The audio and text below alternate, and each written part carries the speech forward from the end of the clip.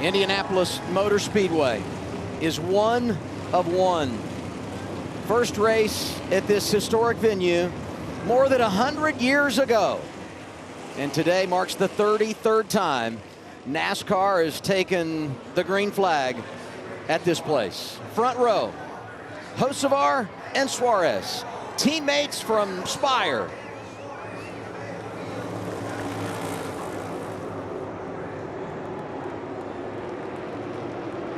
We are green in the Brickyard 400.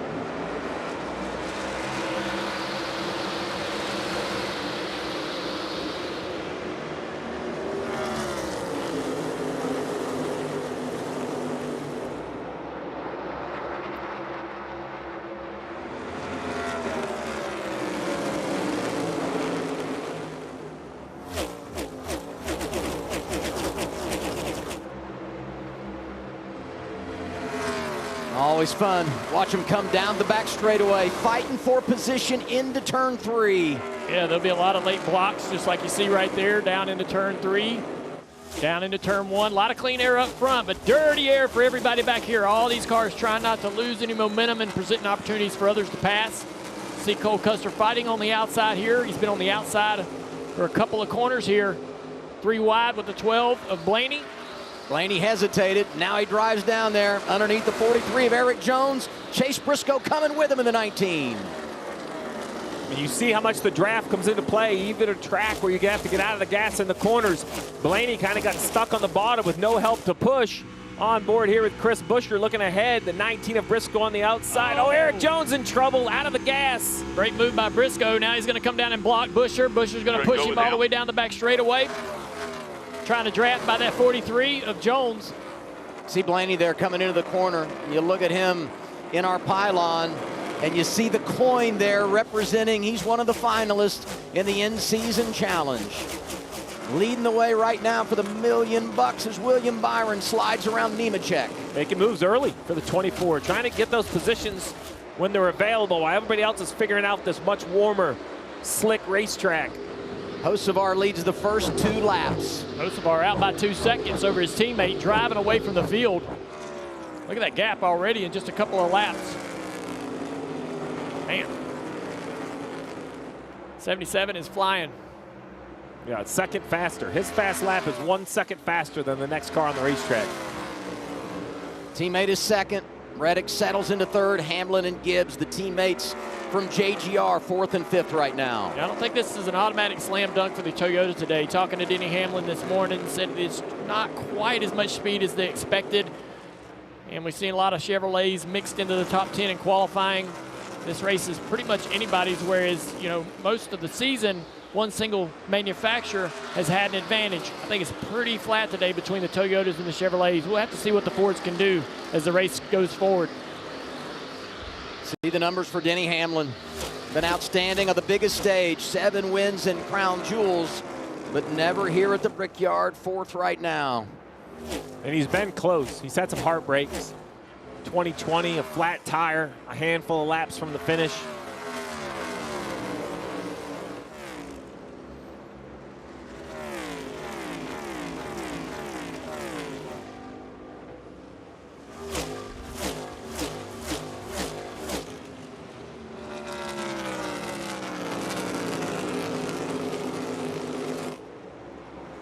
Hocevar still opening up that lead just a little bit. Little contact. Looked like the 54 of Ty Gibbs just touched the wall off turn 4. Caught my eye. Yep. You look at these corners and you think they're all the same. They don't drive the same. They don't handle the same. Turn 1 and 2 is the tightest corner. The car doesn't want to turn. The front doesn't want to work. As you go through the next series of corners, turn 2, turn 3, turn 4, the car turns better and better, being the freest in turn 4. Have to keep an eye on the balance of these cars and who's happy where, who's comfortable and uncomfortable where. How about this duo here? A couple of guys really good road racers. Michael McDowell, great qualifying effort yesterday, is 8th.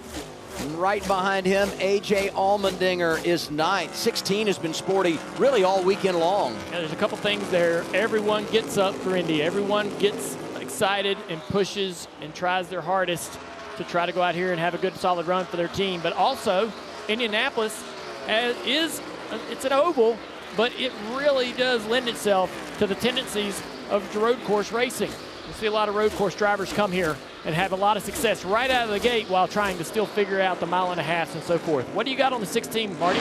Well, Dale, and think too, all the Indy 500 experience that A.J. Allmendinger has. He loves this racetrack maybe more than anyone on the calendar. But Steve, they also had a test here, a 2-day test for the 16 team. Talked to Trent Owens and A.J. Allmendinger about that. And he said, in the day and age of us getting 25 minutes of practice, that 2-day test was massive for us. Clearly that speed showing up. Yeah, and I think even more important for a team like Collin, who is publicly, they've moved to Ram in their truck series, their Craftsman Truck Series effort. That move has limited their Chevrolet support in the Cup side. They know that was going to happen. So not as much sim time and technology, just the old school track time for Collin, using that test to their advantage. On board now with Ryan Blaney, that HBO Max camera. Blaney had a good qualifying run going. First half of the lap, really, really impressive. It got away from him in the second half. He started a little bit further back, currently in 12th. It's been a stout summer for him. Good couple of months for Ryan Blaney. Had that dominant win 2 weeks ago at Atlanta. This is right at the very beginning of the race.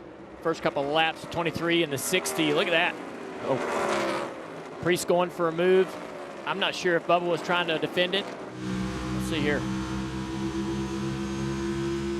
Yeah, a little bit of a block, and just Priest making contact.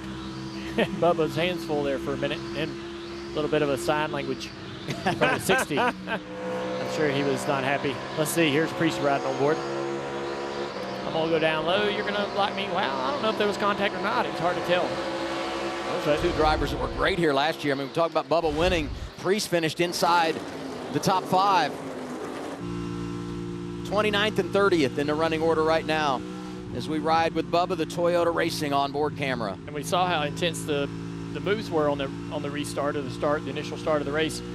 That will continue and be more aggressive with every restart after this. Bubba way down the racetrack, allowing someone to go by here. Yeah, Bubba's definitely falling all the way back to 30th, that 23 car, not like he wants early. Well, they got into the wall in practice and wonder if they got everything fixed for that car. Yeah. Qualified on the pole yesterday. He saluted the crowd, and they're saluting him right now. Hocevar out front at Indy.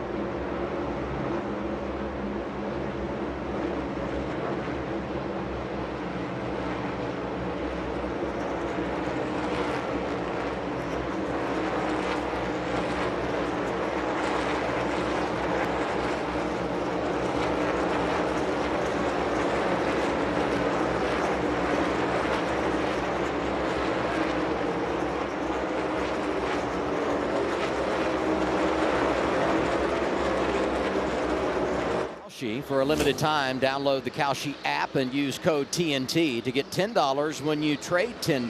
Kalshi, trade what's next. 2.4 second advantage for race leader Carson Hocevar. An impressive opening set of laps for Hocevar. Currently has the fastest lap of the race on lap 2. As we're on board with Austin Dillon, I think he is definitely off the pace. We saw one car streak by, the two now Cindric streaks by. Yeah, you got to be pretty concerned if you're losing positions because, you know, single groove racetrack, pretty challenging to put together a pass here.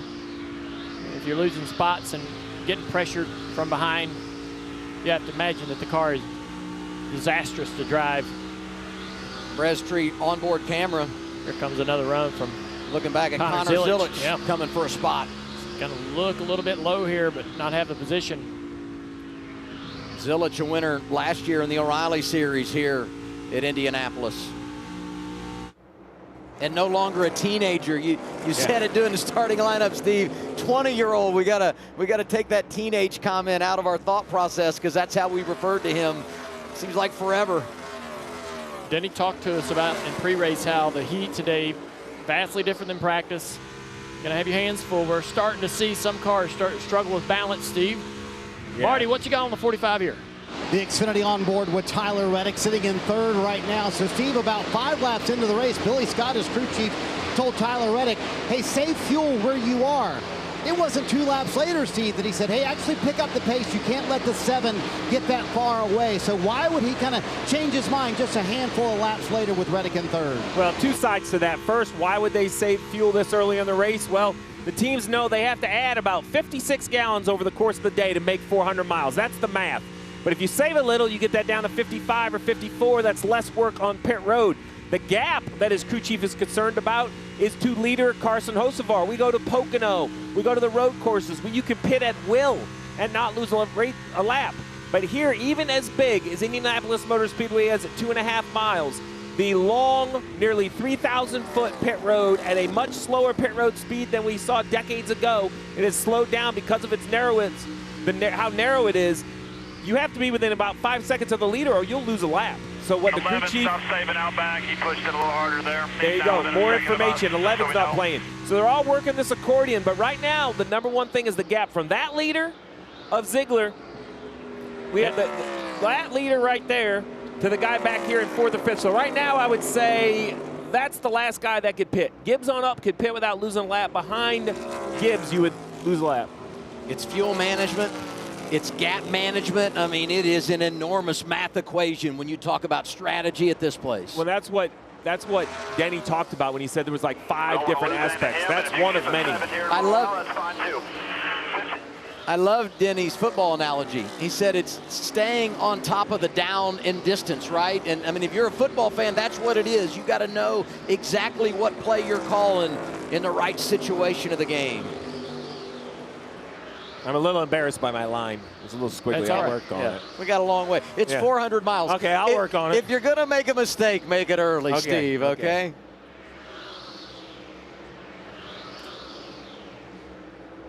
Alex Bowman qualified top 10, scored 10th right now. What's their story, Shannon? Yeah, Adam, of course, a big story for Alex Bowman this week. Announced that he's going to retire at the end of the 2027 season.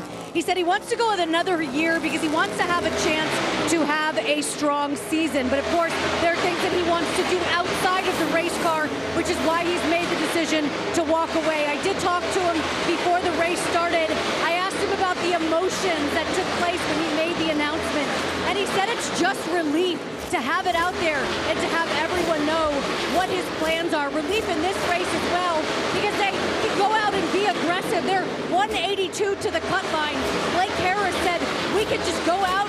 We don't have to worry about points. Try to get a win. That 182 to the cut line, obviously, because Bowen himself missed those races due to injury. Blake Harris on the upper left, crew chief for Alex Bowman.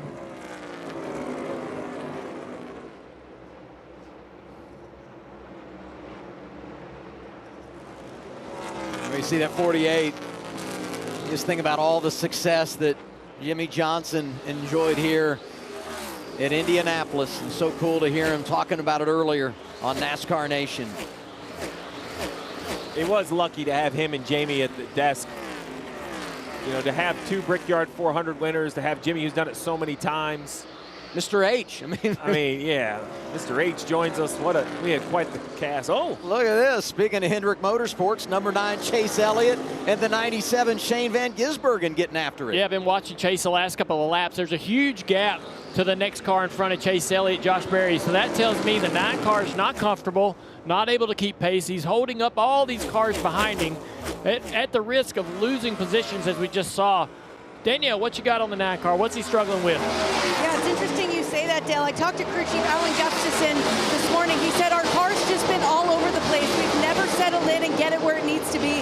The biggest challenge starting in the back, Chase likes to arc it into the corner big time, and you just can't do that here. He's going to have to enter shallow into the corners, and that's just a big adjustment for Chase. how you drive these corners matters so much. When I was Jeff Gordon's crew chief, we came here and we were average on the speed charts, and I thought our entry into every corner looked low on every video I saw. And I questioned it and questioned it and questioned it.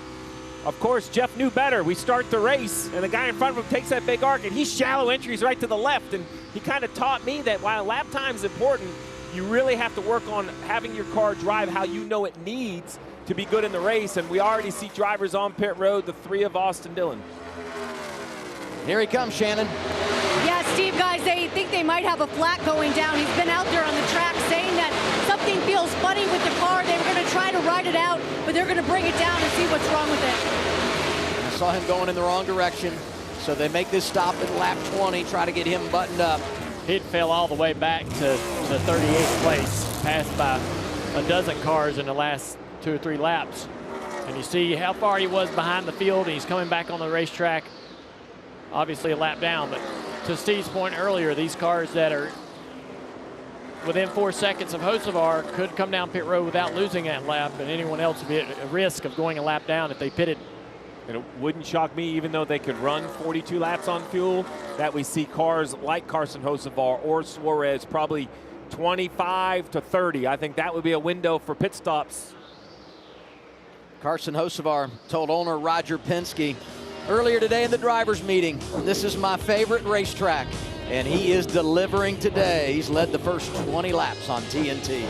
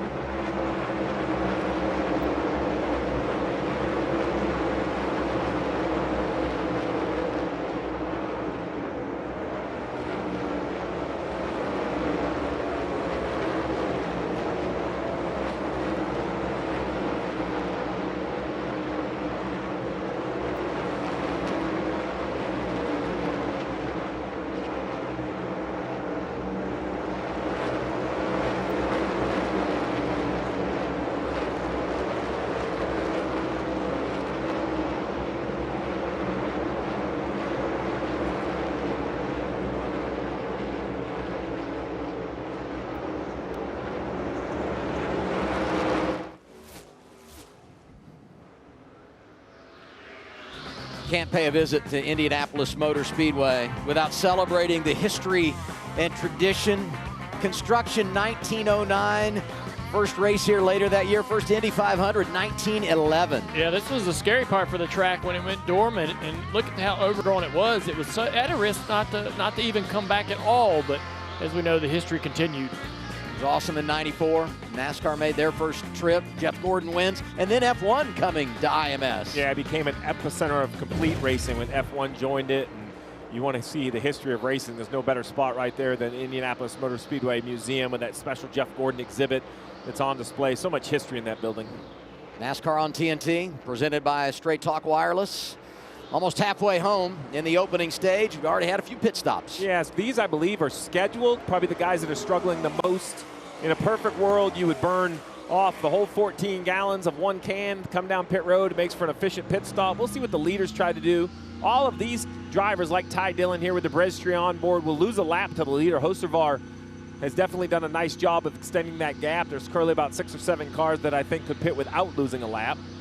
Chase Elliott was under service. I'm sorry, Dale. He was under service as well, complaining about his right rear. He said it was just really overinflated, and the car had a big balance issue, and now he's blended back into traffic. Yeah, he's back on the racetrack right behind this one car of Chastain. Chastain struggling as well. He's 5 seconds back from Riley Herbst.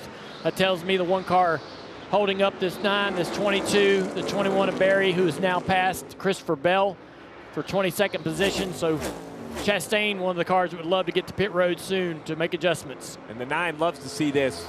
You know, get by him while you still have new enough tires to get the pass complete, because that 5-second gap up the road that you mentioned, Dale, that will work for the 9. He'll now have reasonably, I mean, look, a whole short chute in front of him.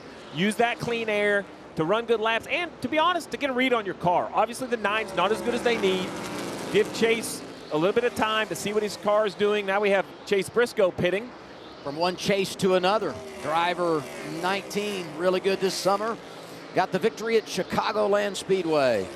Grew up 30 minutes from, or 90 minutes from the racetrack. Down in Mitchell, Indiana. Briscoe pitting at lap 26. Here he is, Marty. Adam, he has 100 friends and family in attendance today. No race Chase Briscoe would rather win than this one, saying the car was just a little bit free, kind of splitting this stage 1 in half. All the leaders also starting to talk about when they would come to pit 24 to go here in stage 1. See on the right side of the screen, the 77 of Hocevar's backed up to his teammate. Gave up nearly 2 seconds to Suarez over the last handful of laps. Could be saving fuel, could be the balance of the 77 car swinging on the loose side, as they'd said earlier, to let other cars get into this, 4-second bracket, as the 24 William Byron has now come to pit road. Shannon. He's going to come down for 4 tires and some air pressure, saying he's a little tight in 1 and 3, loose in 2, pretty good in 4, guys. Solid start to the race for Byron, who gets his service and pulls away. So important to be able to come down pit road and get on pit road fast as you can, have a great stop, then get off of pit road down around to the exit of turn 2. There's a lot of cars on the racetrack that are held up behind a couple other cars, right? You're stuck behind them, can't make the pass.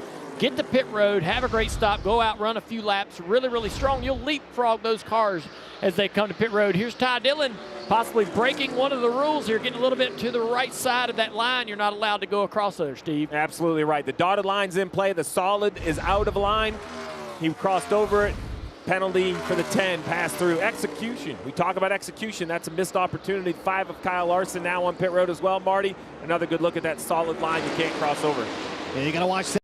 Larson on pit road said he needs just a little bit more turn as the run goes on, but fairly happy with it and a little bit of progress here on the first run of the day at the Brickyard. HendrickCars.com. Don't go above the solid white line. Riding with Kyle Larson. You hear the conversation, get to pit out, and there he goes. This is going to be pretty interesting. He was 5 seconds back. He's on the access road. Here's the leader, who now has traffic in front. Here's Larson, bottom right. Remember, can't go over that stalled line, but the access road is slippery. It's slick. You can't get the power down. So the 77 will have a run down the backstretch. Can Larson stay on the lead lap? This traffic, I think, will help him Great work by the 5 car.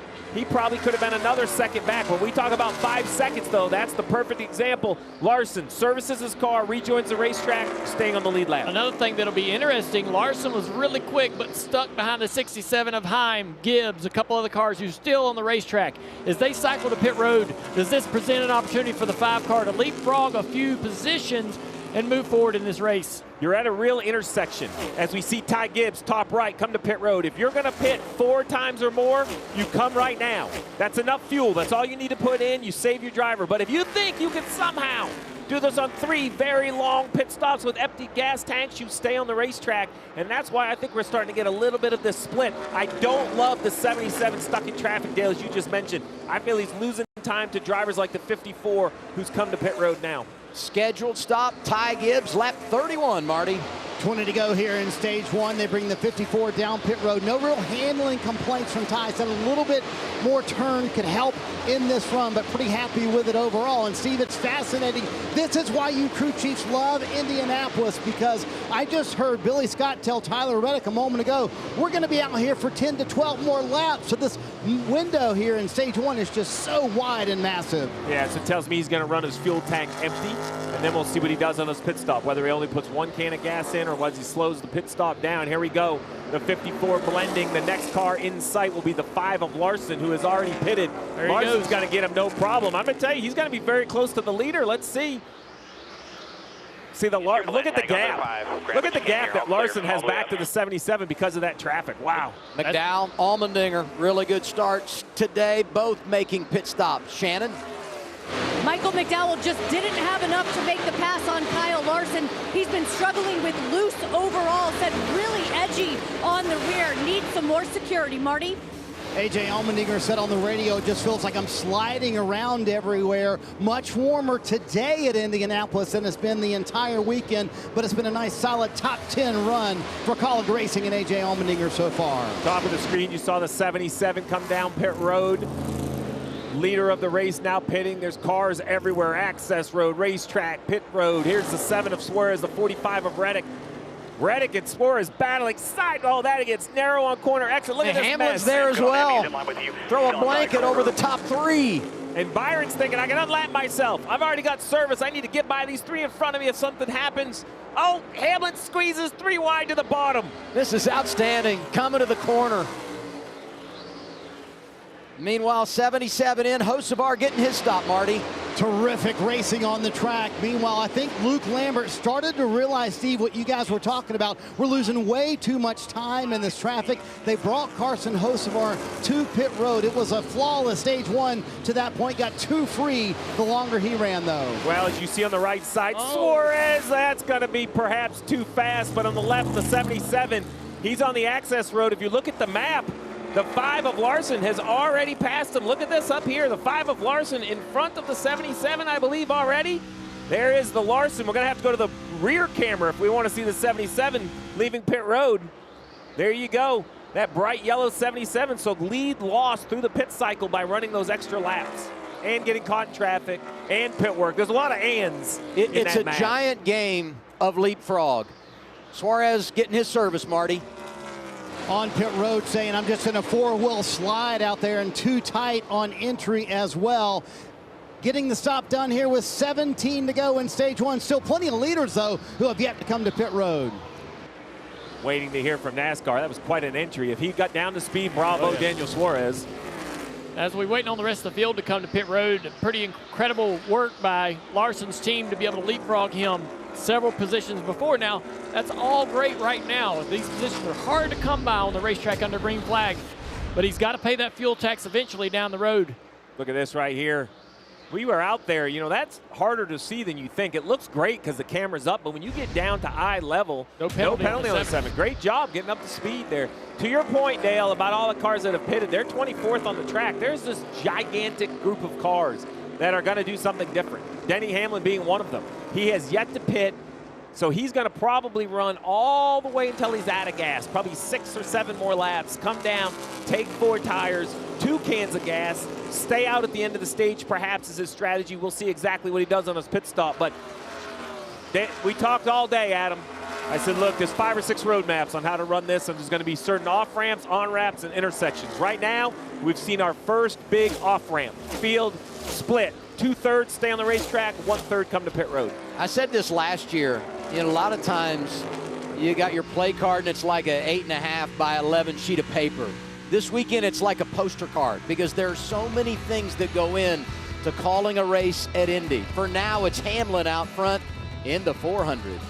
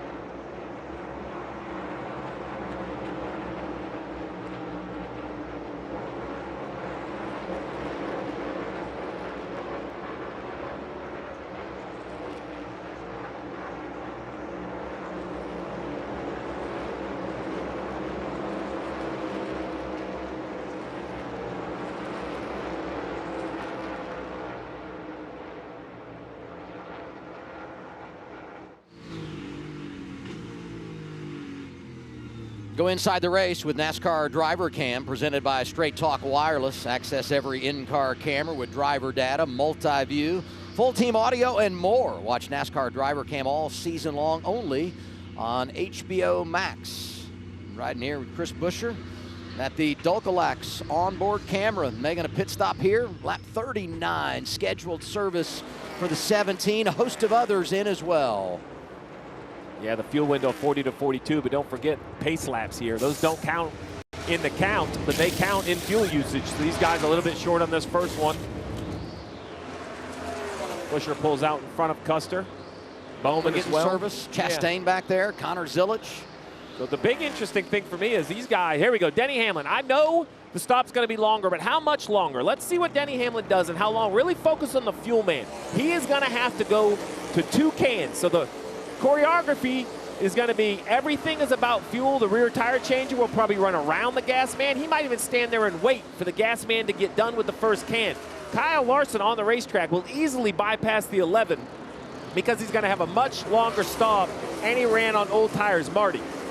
Steve, they will wait on fuel here for Denny Hamlin, but in their meetings this week, Denny Hamlin was very clear with Chris Gale. I don't care about points this weekend, just put me in a position to win this race. So this is the strategy, running very long here in stage 1, Danielle.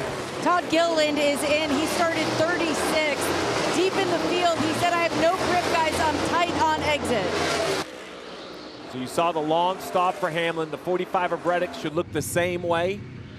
Long by design. Wait on fuel. You heard it on the radio.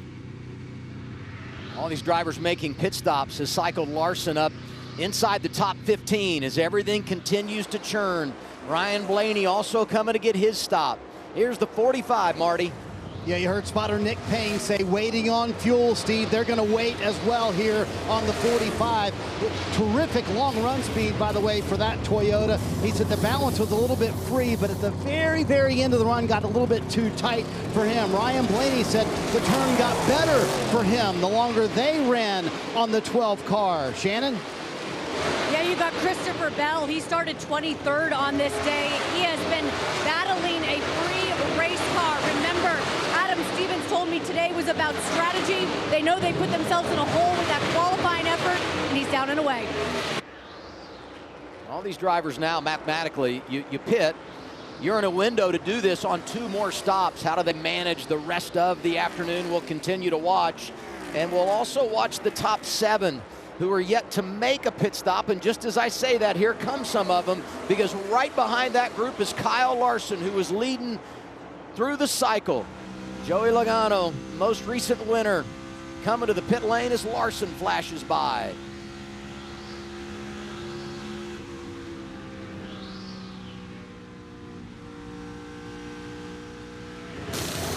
What about the 22, Shannon?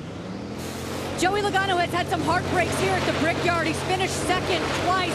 We talked about him winning last week, put him in the chase contention. He has been clean in, tight and dirty air, and the tight is at the 2/3 point of those turns.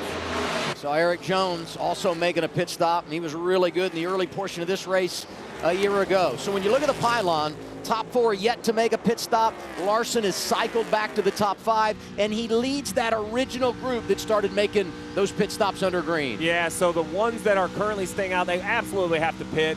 Heim, the last one. Nemechek buried Sidgwick on pit road. Now there is Kyle Larson right here. You you see behind him Ty Gibbs, behind him Carson Hoceforth. That's all for position on the racetrack. The 11 of Hamlin is going to be just inside the top 10 with the pit stop cycles. What's the difference? Here's all the information that matters to these crew chiefs right here, right? So you look at what happens, you look at all the pit stops. The most important thing is total time. 10 seconds for Larson, 15 seconds for Hamlin. Well, why does that matter? Well, Kyle Larson got about 14 gallons put in his car. Denny Hamlin got nearly 20 gallons of gas put in his car. So that wasn't just bad pit work by Denny Hamlin. That slow left side is waiting for that second. Oh, the fast Oh, man. Unreal. Larson was going to cycle to the race lead as Heim made his pit stop. Right there. First caution of the day for Kyle Larson in the Brickyard 400. Wow. What a turn of events. Yeah. Looks like a Blew left rear. left rear I think. tire. Oh, we Yeah. saw this last year. Logano blew a left rear while leading. Priest had a left rear in practice. Cindric had a problem last year when he Yeah. was out front. Remember, the 5 had pitted about, what, call it 10 laps ago, I think? 20. Yeah, even more than that. You're right, Dale. Just unreal. What a heartbreaker for the 5 team. I thought Yeah, the best 16 laps on tires. I thought the Wow. best car in practice. They were confident with their strategy. They thought they were in the best position to go win this race and have something sort of out of your control take you out of it.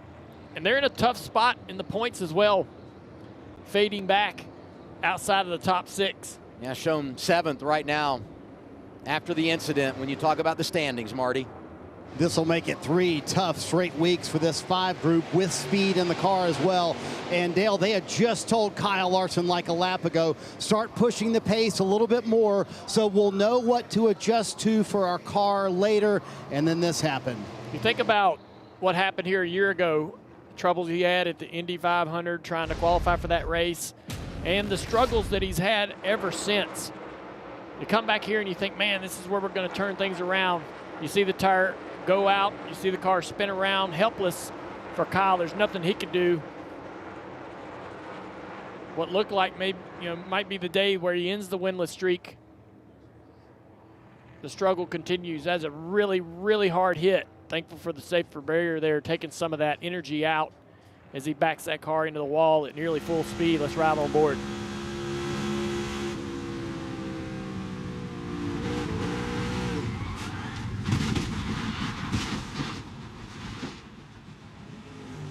NASCAR's done a lot of work to take some of the, some of the support and stiffness out of this body. You see the car absorb some of that crash energy. 2-3 years ago, that would have been such a tough wreck for him physically. So we're thankful for the advances and changes made.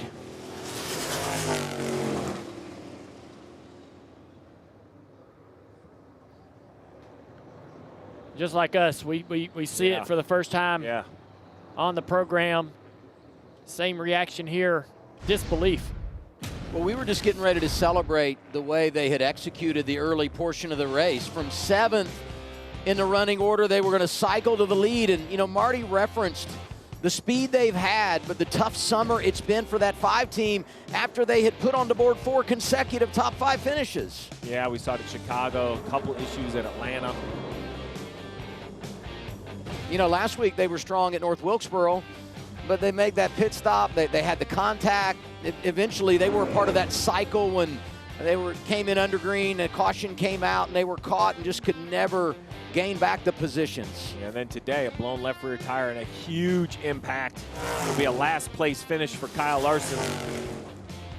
We were talking so much about strategy. We talk about execution, and we forget they're running nearly 200 miles an hour at the end of these straightaways. That brings it back into perspective instantly.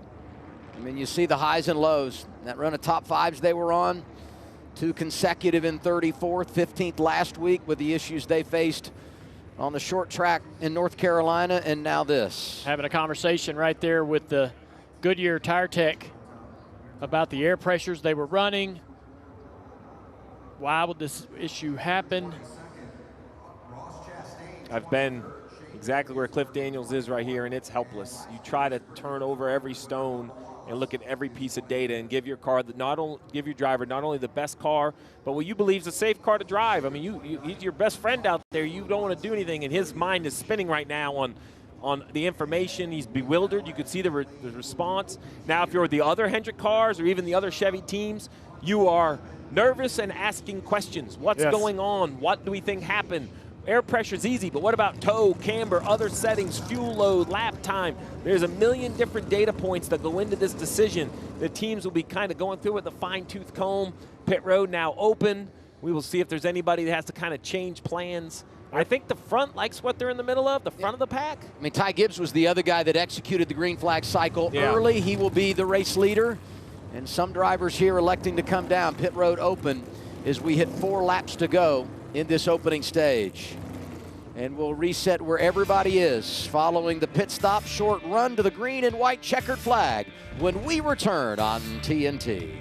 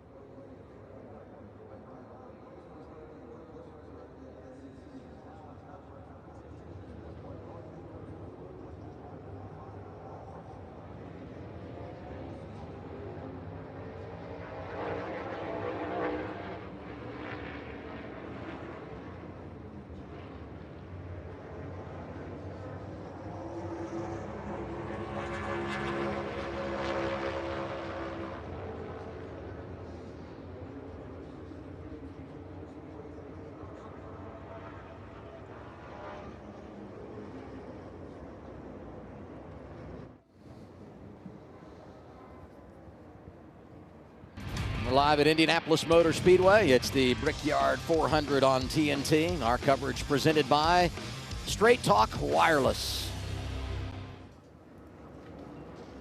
Let's do Where's Mamba? Adam, how's it going up there? How's the booth? Everything good out there? You know? You need a caddy? Well, I got, our folks at TNT got me hooked up here. Guys, I'm over off the turn 2.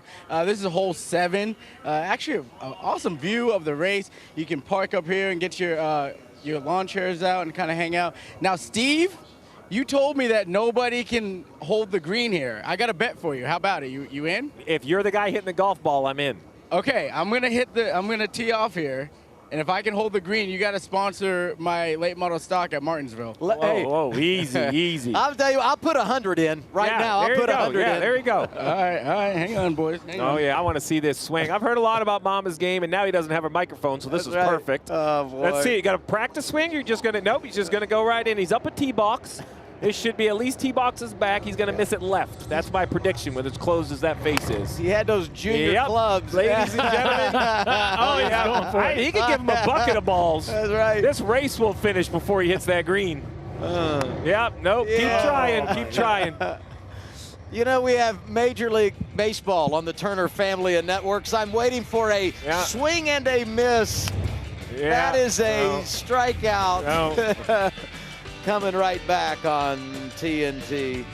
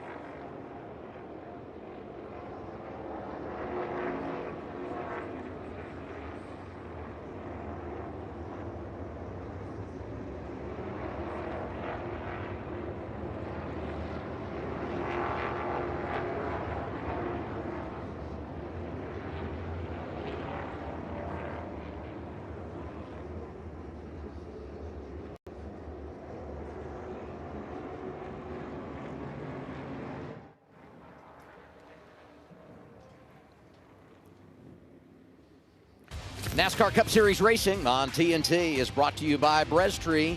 Visit us at brestree.com. And by Chili's. 3 for Me is the best $10.99 you can eat. Let's go to Shannon Spake. Yeah, Adam, here with Kyle Larson, who's checked out of the infield care center. Kyle, you guys had the car, the strategy. We did hear that the team had told you to start to push it just a little bit. Is that what happened, or was it something else? We just had a tire let go. I mean, I wouldn't say that pushing had anything to do with it. I was only going 0.3 quicker than I had been saving fuel. So just a little bit of bad luck, I guess. Yeah, just proud of the team, though. I mean, we had we qualified 10th and did what we had to do to gain the track position to get into the lead, and executed that all really well. So still obviously a lot of the race left, but I felt like we were positioning ourselves within the race and within the strategy to set ourselves up well to go after a win. So bummer, but we'll get back after it now. Thanks, Kyle. Glad you're okay. Adam? Ready for the restart. Going to be a one-lap shootout to end stage 1. Gibbs, hosts of our front row. Heim on row 2. They had great fortune in the cycle. We'll continue to go through all the strategies as we get the restart here. 2.5 miles to the green and white checker flag. Gibbs jumps away. Side by side for second. Looks like Heim's going to take that spot away. Hocevar wants to get in line, can't do it. Michael McDowell, great execution through the green flag pit stops. He's trying to get third from his teammate. Side by side down the back straightaway. Big run coming from behind him, Byron. He's going to go low here, looking for an opportunity to go 3 wide. It's not there. Hamlin grabbing a few spots back there, moving in behind Byron in 6th. Here's the other thing to think about, stage points. I mean, there's some guys up there that really need them right now. Ty Gibbs has been great at getting them all season long, and he's going to get 10 right here. Opening stage of the Brickyard 400 goes to Ty Gibbs. Heim second. McDowell, Hocevar, Byron, the top 5. Denny Hamlin 6. Suarez needed points, he gets them. Briscoe, the Indiana guy, Busher and Reddick complete the top 10. Ty Gibbs, good in qualifying, good in practice. Gets his 5th stage win of the campaign, and it comes in the Brickyard 400.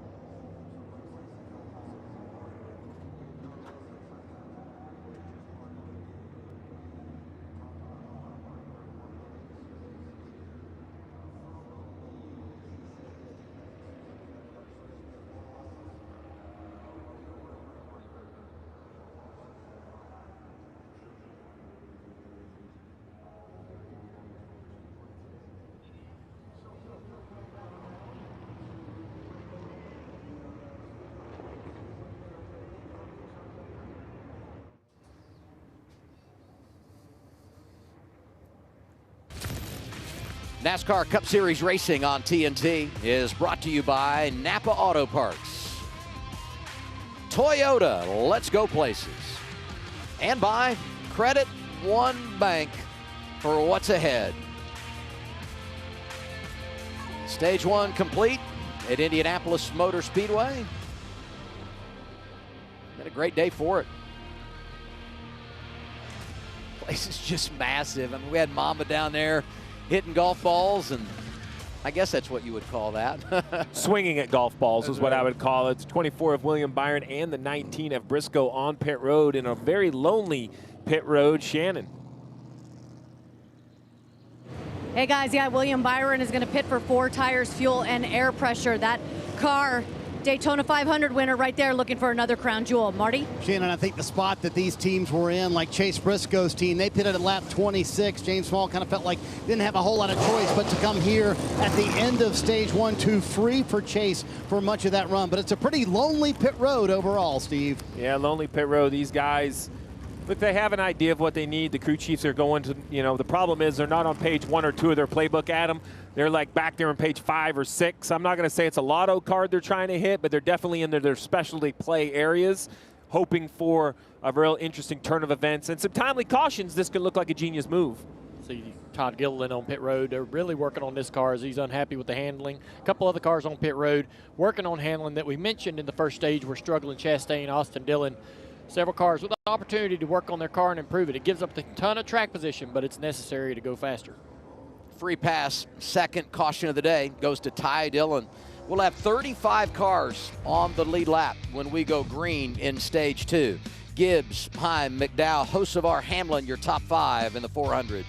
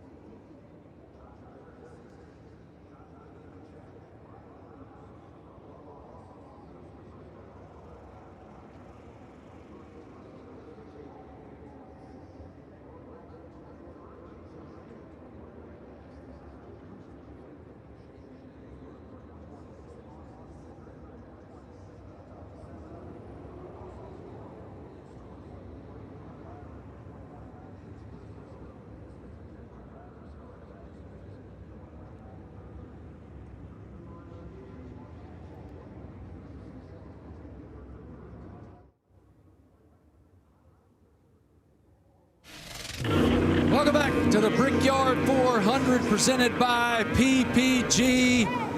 You're welcome, Adam. Ty Gibbs played the strategy perfect, wins his 5th stage of the season. Pitted 2 laps before Carson Hocevar, allowed him to jump Hocevar in the running order. A lot of different strategies in the first stage, Jamie. Yeah, Marty, it's really hard to keep up with. I think Steve's done a great job trying to explain all these different strategies. I think one thing that we need to note is that the answer changes about every 20 laps of what the right strategy is going to be. Corey Heim is the guy I've got my eye on. He's on that same strategy that Denny Hamlin's on, but pitted 14 laps later than our leader. So in a great position. The guy that won San Diego earlier this year is in a great place for the Brickyard 400 now. Yeah, it certainly is, and I'm not sure if the viewers at home had a chance to see the spicy moment for SVG. Spicy.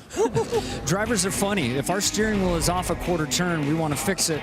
Evidently, he left pit road early in the race to start the race and to have in the right spot. He's taking another shot at it here, gets it wrong. He's messing with it, and oh, hello, grass. That can't be comfortable. Got it all situated now. It was well planned. It was on the apron as he was trying to get up to speed, but I'm sure his heart rate went up a little bit. I remember many moons ago, Dale Jr., when you had to race the car using the steering column because your steering wheel popped off. Yeah, that's right. That's why when I shake somebody's hand, I say, put her in the vice. I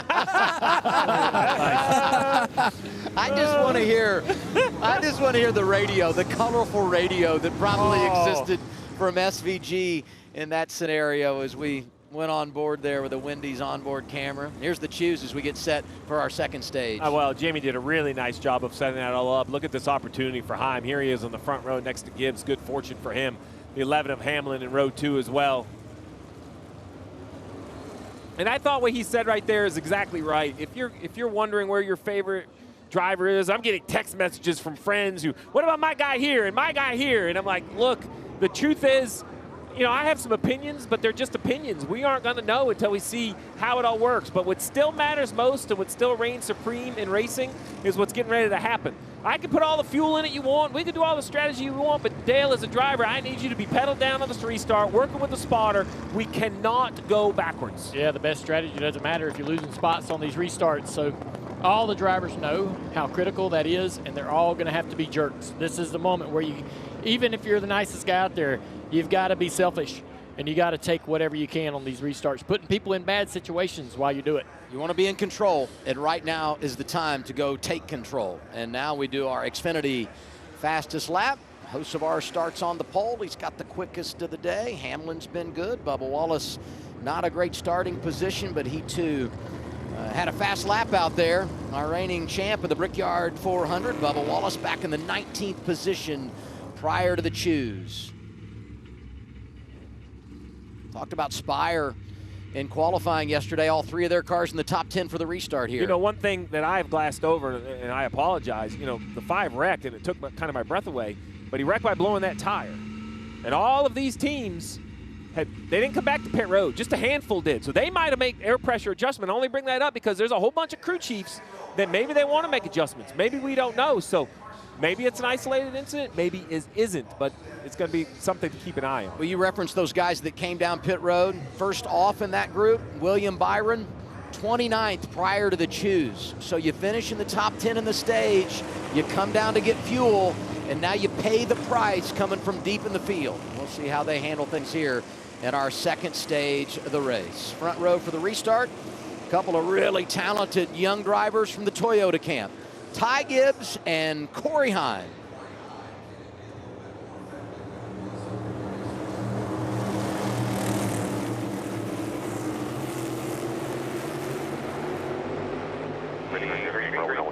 Really good launch on the left side.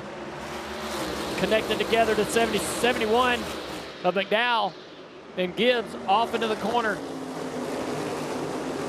McDowell's going to get that second spot away from Heim.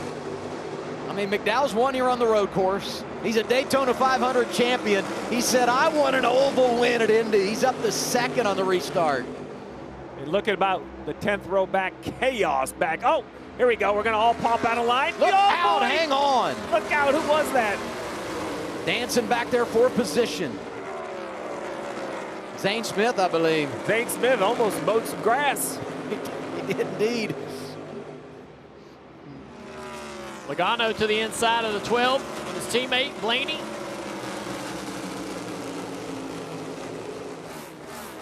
Well, Dale said on the restart, the drivers are going to be jerks, and the aggression level is up. Bubba Wallace looking out of line. He was down low, now back to the middle of the racetrack.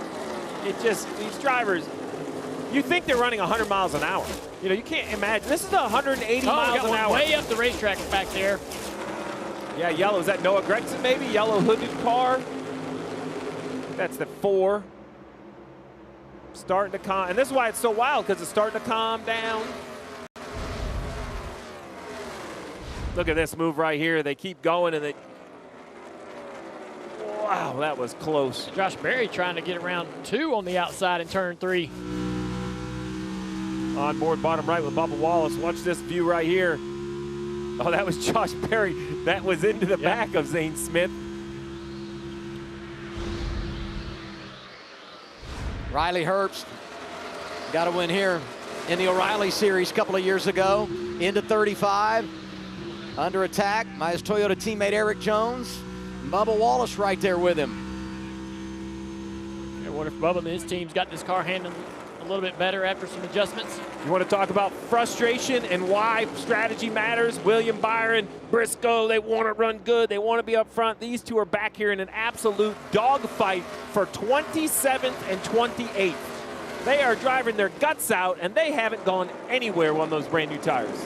Like running on a treadmill, right? Doesn't matter how fast you crank the speed at the end of the day. I've heard rumors of one of those treadmills. Standing in the same spot.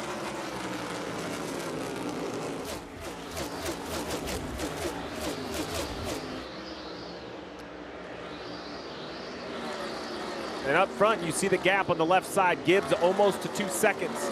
This stage, remember, 50 laps. Rinse and repeat what you saw that first stage. We're going to see a wave of cars pit about 30 laps into the stage. Some, you know, they'll trickle in at different times. We have guys that need a little bit more fuel, like Hocevar was just on pit road at lap 32, right? So he's going to have to come in a little earlier. Similar to what we saw at the start of the race. Leader Gibbs jumps way out to about a 2-second lead over second place McDowell, Heim, Hocevar. See that gap right there? We saw the same thing from Hocevar at the start of the race. Ty Gibbs will get out there and then try to manage that gap very comfortably while the rest of the field's trying to decide on how much fuel they want to try to save, how hard they might want to push. Can they take a position away by chance from a driver who's sleeping behind the wheel trying to save gas? That's what I love.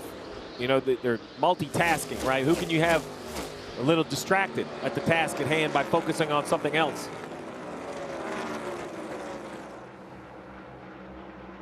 Spire just has to be ecstatic with the weekend they've had so far. I know that the 7 has fallen back to 10th, but all 3 cars in the top 10 closed out the front row. McDowell currently 2nd, Hocevar 4th.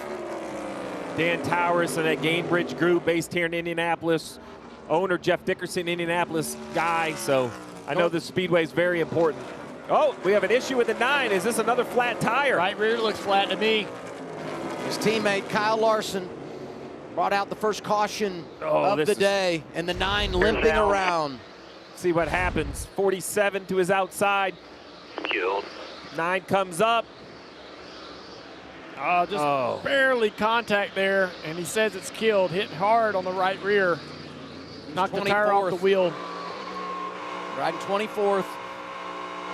He and Stenhouse had the run in back straightaway. I just think he thought he was going to clear the 47 easily off the corner. And the 47 was still there. Did the 47 come down? Hard to tell from that angle. It's incredible because these, you know, the 5 and the 9, Larson, Chase Elliott, both of them were in pretty tight spot there points-wise coming into this race in 5th and 6th. It's going to allow the cars that are behind them, Hocevar, Buscher, the 19 of Briscoe, the 20 of Christopher Bell, all those guys are climbing into this battle to get into the top 6, top 5 in the points. 9 is in, Danielle. Chase Elliott hit the wall, Adam. That forced a tire to go down. He said, guys, it's killed. Alan said, bring it in. They're going to change a toe link. You see him diagnosing over there, looking in the wheel well in the right front. Yeah, and that will take him out of contention. Maybe able to repair, but unless we have multiple accidents, to your point, Dale, points are lost. There's really no opportunity at this point, and didn't score any of those stage points. So it could be a 1-point day for Chase Elliott. See Stenhouse here. I want to take your attention to the pylon. Joey Logano up to 12th. Right behind him, Ryan Blaney. Got the coin there. He's leading the in-season challenge battle right now with Todd Gilliland trying to win $1 million. And I will say this too, give some credit to those guys in the top 10. Cole Custer, who's 8th. Brad Keselowski, who is 9th. Brad won here 2018. This has been an incredible track for him. 13 laps in to stage 2. Gibbs, McDowell, Heim, Hocevar, Hamlin, the top 5 in the Brickyard 400.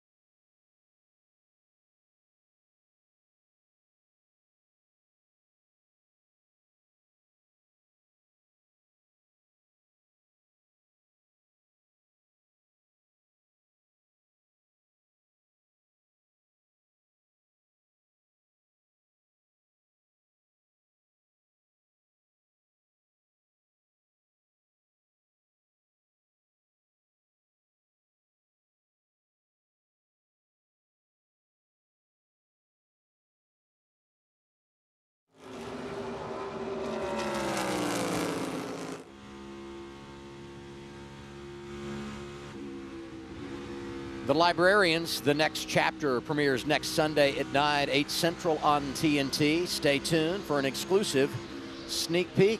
16 laps in, stage 2 of the Brickyard 400. Ty Gibbs is the race leader. Down to Marty Snyder. Out front and in the wind, because they have told him, do not worry about fuel at all. Build as big of a gap as you can for Ty Gibbs. Tyler Allen telling him that. So, Steve, we kind of have an A strategy and a B strategy. Ty Gibbs pitted at lap 30 for the only stop of the day so far, so that would bring them to pit road soon if they wanted to make it a 4-stop race. Meanwhile, Carson Hocevar pitted at lap 32 in stage 1. Current thought for Luke Lambert is that he would like to jump to the strategy that Corey Heim, Denny Hamlin, and Tyler Reddick are playing and try and go as far as he can on this run to get to lap 80-ish. Luke Lambert told me we can't go that far, but we can come close. So is that just part of the chess match here, Steve? Trying to decide which strategy do I want my driver on. It's absolutely part of the chess match, and the concern is jumping strategies is very difficult because you're late to the party. Like the guy that's been planning it all day, he's kind of on his strategy. So if Luke Lambert, who's the crew chief for Carson Hocevar, wants to jump but he can't get the lap 80, very simply what you need to know as a fan is he's at a disadvantage. So if that's the winning strategy, you're going to be so excited that they decided to get on it. But are they at too big of a disadvantage to overcome it? Only time will tell. Heim is leading what I would call strategy B, running third because he was on pit road when the caution came out. A lot of racing in front of us. But what I love to hear was for the 54 of Ty Gibbs, Dale, run and run hard. Yeah. I love to just run that pace. Make everybody else push. Second place right now, Michael McDowell, Shannon. That's right, and he is on that same strategy as the guy that he is chasing, Ty Gibbs. Michael McDowell has been very patient in this race. When it first started, he was trying to crack the top 5, chasing down Kyle Larson, decided to just ride his own race and save his stuff. You mentioned, Adam, the rings that he has, winning here on the road course and, of course, the Daytona 500. He didn't want to see the road course go away, understands the prestige of this place on the oval, however, and has said if you have a car that is great and fast, you better take advantage of it, and he's doing just that. This place is so sensitive when you talk about the strategy, the execution, taking advantage of opportunity. McDowell doing that today. And if strategy was your drinking word at your watch party, you probably won't make the post-race show. You better sit down. But we appreciate you tuning in. Even with that said, you see every now and then they try to catch each other sleeping. Heim was looking a little bit left on the inside of turn 3 on McDowell. McDowell shuts the door. This 11 car of Denny Hamlin getting to where he's putting a little pressure on the 77 of Hocevar. If you get the right toe down the back straightaway, you might be in a position to really challenge that driver and take a spot quickly. Dale, your judge of talent is not in question with the different guys we've seen come out of junior motorsports over the decades. Let's talk about Corey Heim. Like, am I undervaluing, overvaluing what we're seeing this young man do? Like, we see Zilic struggling, a guy that was so good on Saturdays, and Ty Gibbs that took 100 wins, nearly 100 wins. Here we have Heim, who's won so early in his career, and then here he is running third at the Brickyard. It seems from a crew chief standpoint, this young man has a lot of the right things. That, and he's with the right race team. He's with one of the race teams that has the most speed in their cars this year, and that will really make a young, talented driver like this shine. He can go out there. You don't know what you need the car to do if you've never driven a great race car that does all the right things. So he's been behind the wheel of some good cars in his short career in the Cup side, so he knows what he's looking for now when he goes to these racetracks, because he knows what the car is and isn't capable of. A young driver that drives a car that struggles, it's really hard to know what to ask that crew chief to do or what the car is even capable of doing. I just thought it was so cool watching him celebrate on that aircraft carrier in San Diego after getting his first career win and his 13th start. He announces to everyone, it's Heim time. And just his ability to adapt to these race cars, because he comes back a couple of weeks later, he's top 10 at Chicagoland, and here he is running third, Marty, in the Brickyard 400. Adam, this young man out of Georgia has just been so impressive, and I had a nice long chat with Corey earlier today. I said, what have you learned about the Cup Series? He said, man, the aggressiveness is way more than anything I've seen. And Daly said he keeps telling himself, on restarts, either I put someone 3 wide or they'll put me 3 wide. I didn't grow up doing that, but I need to do it, and that's what I've had to learn here in the Cup Series. Absolutely. That is the Cup Series today. You're either the bug or the windshield, and if you don't make the move, somebody's going to make it for you, and it's more important today than any other race. On these restarts, that's when you're going to have the best opportunity to take positions away. And sometimes you hate to do that to your fellow race car driver. You hate to put them 3 wide. You hate to put them in bad spots. But you have to do it if you're going to be successful here. Celebrate Legacy Motor Club. 42, John Hunter Nemechek inside the top 15. 14th in front of Christopher Bell right now. Danielle? Yeah, he's got Bell stalking him, Adam, but a really nice run. He's picked up 3 positions since the start of the race. He was second fastest in practice. I asked John Hunter, how is Legacy showing up with 2 cars inside the top 5 at practice? He said, we're going to make up ground today. I don't know if it's me and Eric and how we can navigate this place, our car builds or setups, but I think it translates from Pocono. And as a company, we're very good at the tricky triangle. Legacy having a great run with both cars today. 24 laps into stage 2. Saw the 7 of Daniel Suarez peel off onto the pit lane. Yeah, and real quick on this 42 of John Hunter Nemechek. I think last year there was a little bit of scar tissue from hitting that wall and qualifying. That hurt his qualifying effort this year. Didn't want to make the same mistake, and that kind of got him behind. But doing a nice job recovering. You mentioned Suarez. Here he is on pit road. Focus on exactly how long this pit stop is, Marty, whether they wait on fuel or not. Starting to see the groups kind of split here. Daniel Suarez coming down pit road. The car and a little bit of a slide. You heard the radio transmission a moment ago. Going to wait on fuel here with 27 to go in stage 2. Question is, Steve, what does this pit stop tell you? Will it be open for everybody else here midway through this stage? Well, I think it's the same thing. You know, if we're playing poker, they've showed one card of a 5 or 7 card hand. They just haven't showed you their entire hand yet. Now we see the 71, another Spire. Another Spire Chevrolet on pit road. The 71 will come down here. I'm sure it will be 4 tires, Shannon. It sounds like waiting on fuel. That's exactly right. You guys heard it on the radio. Wait on fuel, so the stop will be a little bit longer for Michael McDowell, who is running second. Great run for him today. He was fighting loose overall earlier in the race, and that car is fast. Michael comes down. That cycles Heim to second. Hocevar now third. The problem we have now is there is some Goodyear tire fall off. Remember, that's how the 5 ended up with the lead. So, oh, here we go. I was wondering if this would force the leader to come to get those fresher Goodyear tires, which is a little bit different shift from last year where the tires didn't seem to matter a ton. Ty Gibbs doing a nice job getting down to pit road speed.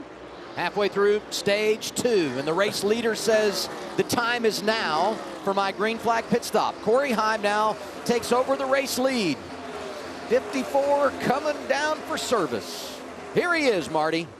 Boy, once Ty Gibbs got the lead, he was quick in that 54. Said he was a little bit too free out front with that clean air that he did not have the advantage of earlier in the race. But he didn't want to make a big adjustment to it. 4 tires here. They're going to wait on fuel as well. 25 to go here in stage 2. Talk about athleticism. That hand from the second can from behind the wall to the front was low, and that gas man took that 110 pounds from his elbow and threw it up in his shoulder. Absolute athleticism from the fuel man of the 54.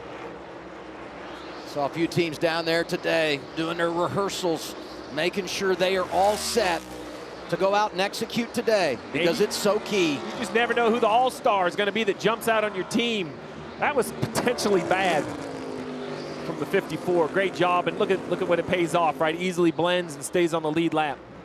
So I want to watch this fueler, right? On the right-hand side. He's going to hand the stop. He's going to hand it back watch when he gets the second one. Man, they throw it like on his shoulder, and it's not. That's 110 pounds he's throwing around up there. That is super uncomfortable. That could easily get away from you. And he was the entire speed of the pit stop. Well done. Now I would tell the guy behind me, be like, work with me a little bit. I mean, have it a little bit easier. Don't quite toss it. Talking about Corey Heim. Leads a bunch of laps at Texas earlier this year. The win at San Diego, the top 10 at Chicago, and now on point in the Brickyard 400.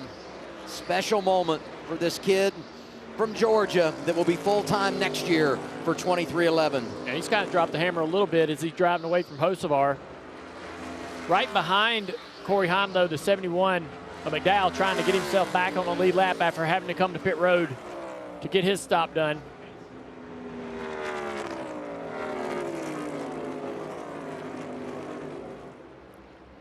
Last pit stop for Heim was when he was on pit road and the caution came out for Larson at lap 44. Then you go back to Hamlin, who had made his scheduled stop in that first stage at lap 40. Marty talked about Hocevar and how they're playing the game. He pitted at 32. Maybe they're shifting their strategy. We'll continue to keep an eye on them and when they'll make their stop here in stage 2. For now, the top 5, Heim, Hocevar, Hamlin, Buescher, and Reddick. It's the Brickyard 400 on TNT.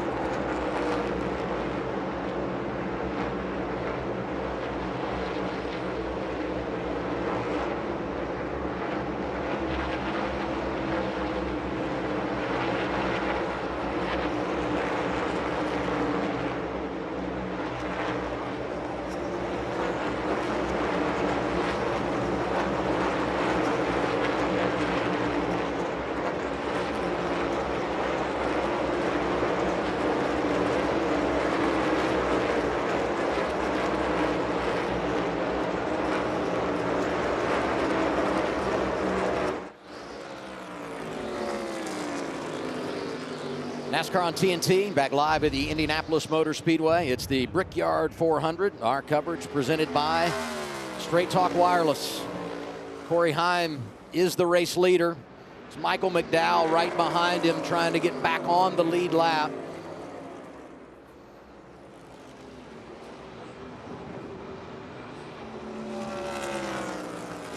There's second place Carson Hocevar.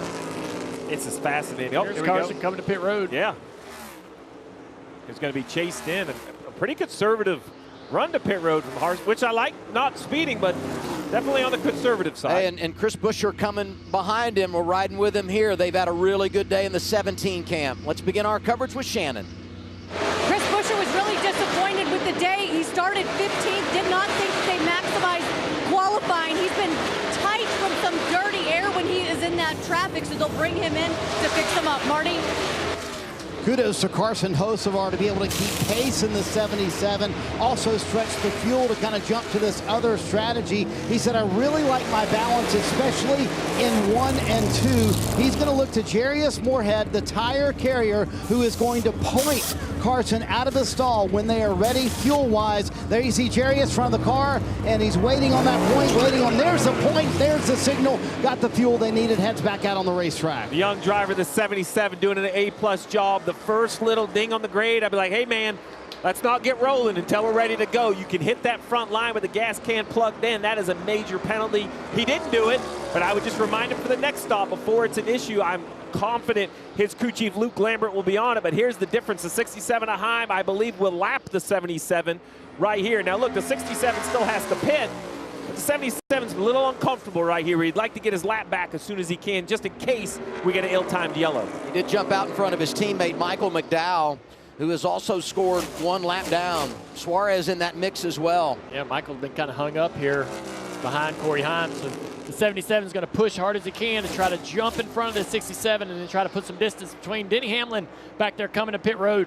Yeah, because this is not only keeping them a lap down, Dale, but it's also hurting their lap time. They're getting killed on lap time. Left-hand side, the 11, as you mentioned, on pit road. I believe this driver and team has been very calmly executing their plan today. I think this has all been part of the plan. He looks very reserved and conservative on the racetrack. Now it's time for the pit crew to kind of do their part. He told us in the pre-race, Marty, all the way down in pit stall 2 by plan. Yeah, what did he keep repeating in the pre-race show earlier today? It's all about just trusting the process, trusting what Chris Gale is telling me. Second stop of the day for Denny Hamlin, sets him up to do it on 1 more stop today. Said it was a little bit tighter this run, but he was in traffic a little bit longer. Kenneth Purcell, the fueler, will nod when it's full. There's the nod. Denny Hamlin heads back out on the racetrack. 54 goes through the frame, so that shows you what coming early does for Ty Gibbs. He's going to easily have the lead. I mean, look, it's going to be a mile away. And the question is, Denny, who does he land in front of? I believe he beats the 77, 71. Look at how Heim's blocking. Hocevar not allowing him to pass through. Denny's going to go by both of these cars, the 71, 77, during this exchange. So basically, he's going to cycle to second. I mean, when everything began, Denny Hamlin was 5th, but by jumping in front of this group and Heim having to pit, that will put Hamlin second behind his teammate Ty Gibbs, I think, when everything cycles through. Yeah, those 2 or 3 laps for the 77 trapped behind Heim. That's the difference that allowed Denny to go ahead and cycle in front. Those positions are race-winning positions all day long in this race. You can't give up even 1 spot on the racetrack. And let's not forget the history between these 2 drivers right here. They do not like one another. They will tell you they do not. They've gotten into each other in truck races, in cup races. This was back on the right-hand side, back out in Naval Base Coronado. That was Heim. Off the front bumper of Heim was the 77 of Hocevar that got spun around, ending the chance of the 77 winning. This was just to relight a fuse that has been lit for years, and now here they are, and it really jumped out when I saw Heim make that aggressive block. I thought, that was really aggressive. I wonder if it's because of the guy that's behind him. Maybe he's happy that's the guy he's holding up. That's the guy's day he wants to ruin. And look at the distance it's allowed Hamlin to drive away as this battle continues. Not a battle for position, but certainly something that could affect the... Look at Denny driving away up toward the back bumper of this 54 car. Luke Lambert, at some point, man, there's nothing you can do. You've already made your pit stop, right? You're just waiting for the 67 to pit. I think right now I'm probably letting my driver know. I'm maybe trying to calm him down. I don't think you need to push Hocevar. I'd be afraid of a mistake, getting frustrated. I'd probably flip to the other side. As much as I want him to go by, I'm more concerned with a mistake or an overdrive. Here comes Alex Bowman for his scheduled service, Shannon. Started the day 8. Alex Bowman just saying he feels stuck out there on the racetrack. Probably can't find any clean air. Also struggling with grip in turn 1 for that 48.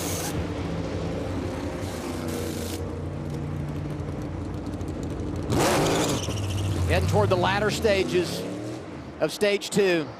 A.J. Allmendinger getting service, Byron in, Riley Herbst.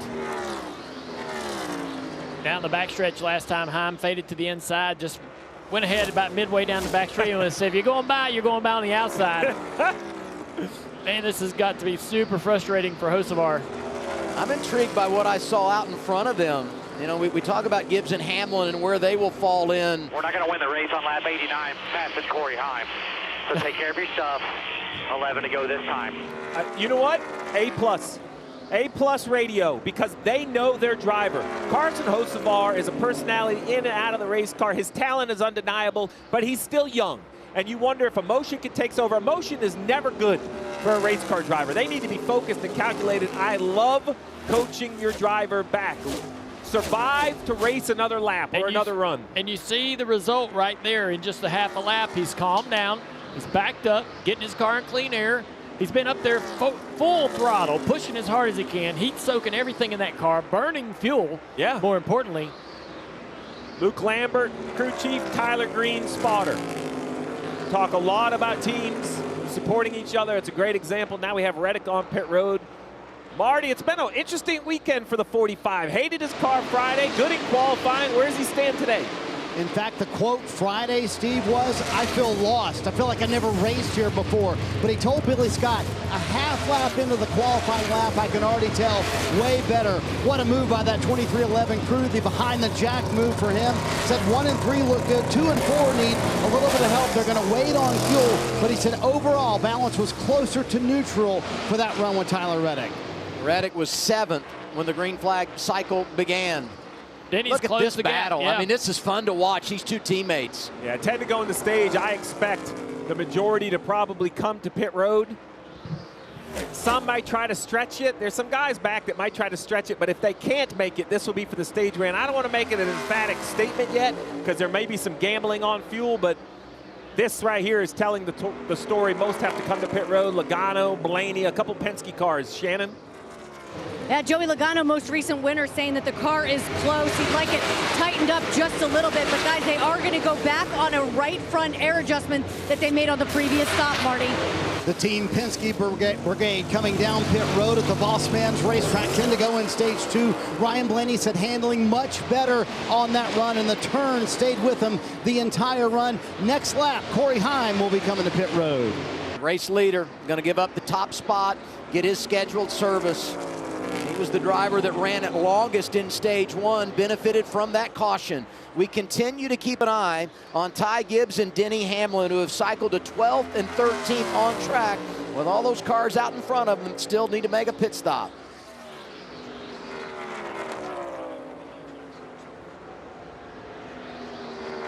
Look at this, we start talking about the in-season challenge, and Steve, you know, you look at where Todd Gilliland is. He's got that money chip in there right now. He leads that battle after Blaney has made the stop, and we'll see what Gilliland and his team do as we wrap the stage. Wow! Yes! The Hurricane always delivers a story. Yeah, with the bird out the window. Oh, man! Outstanding. Heim said, I'm pitting, and Hocevar said, I got your pit stop right here. I mean, unbelievable. You gotta love the character. Good effort for Corey Heim. He's led 21 laps now, making a pit stop, Marty.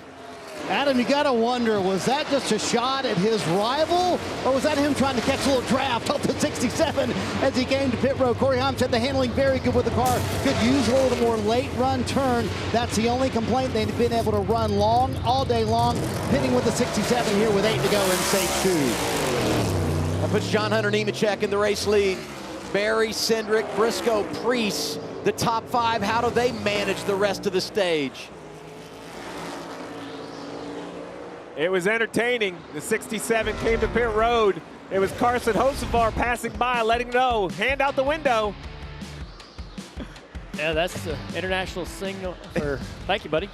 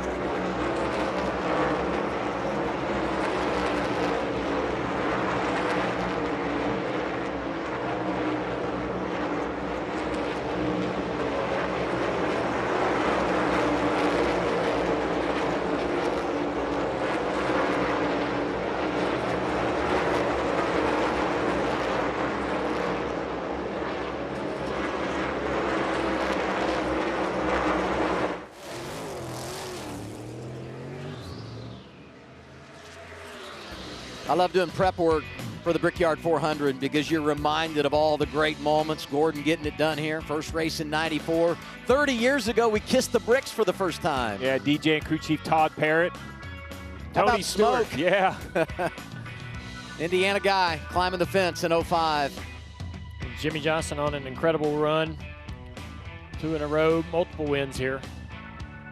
And then old Jamie McMurray, our pal. Big win for him and his team. Last year, yeah, your call, when you said it, the Brickyard belonged to Bubba. What a call. We've heard it all week long, Adam. It was an A-plus call. Oh, we'll come back to yellow on the racetrack. 78 spun around. Caution late stage 1, caution late stage 2. 78 Daniel Dye. And with 4 to go, this might be late enough that this could potentially end the stage. I'm not sure you can gather the field, open pit road, and restart the race. We'll see what NASCAR has to say. See what happens here. He's already spun around. Yeah, this looks like another left rear tire. You see it's off the wheel. Great call, yep. Too bad for Daniel. You know, he's just a passenger at that point. Man. Entering turn 3, one of the fastest parts of the racetrack. You do not want to blow a left rear tire there. I'm with you, Steve. I mean, it was close, right? But we had the one-lap shootout to end that opening stage. But here, getting a caution with 4 to go as Dye climbs out, good to see. It's probably going to be what ends this second stint of the day. Well, and you see a little bit of concern at the front of the field. Chastain and Gilliland last on pit road in the mid-50s. I don't believe they were going to stay on the racetrack under green. I think they were just trying to get really close to the stage end to pit. They have to be pretty close on their fuel as we close in, you know, on when we completing lap 97. So It doesn't burn a lot of gas going around under yellow, but you're also not going very fast. So if you run out of gas, you're going to need to get assistance back. Caution late in the stage. For now, it's Chastain, Gilliland, Gibbs, Hamlin, and Heim, the top 5. You're watching NASCAR on TNT from Indy.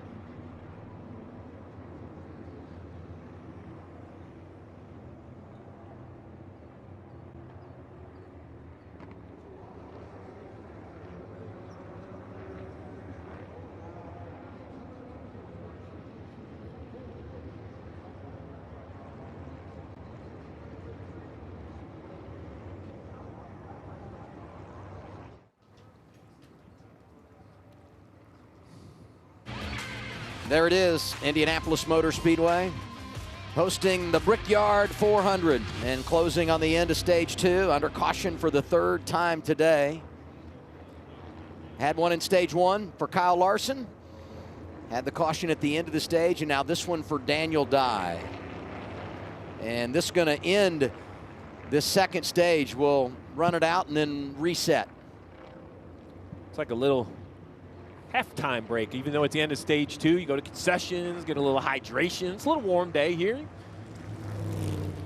We've got a couple of cars up front, you know, that are going to win this stage or finish well in the stage that have been on pit road multiple times a day working on their cars. And we understand everybody's trying to run a particular strategy, right? You're trying to perfect your strategy. This is the scary part for, I think, a crew chief, is these guys that are coming to pit road a lot, working on the car, they're going to sprinkle themselves, if not at the front of the field, but throughout the field at some point. Somebody's going to do something, you know, somebody's going to have a strategy where they're on pit road a lot working on their race car and somehow luck into a, you know, yellow like this and really throw a monkey wrench into some of the strategies like Gibbs, Hamlin, some of these other teams are running.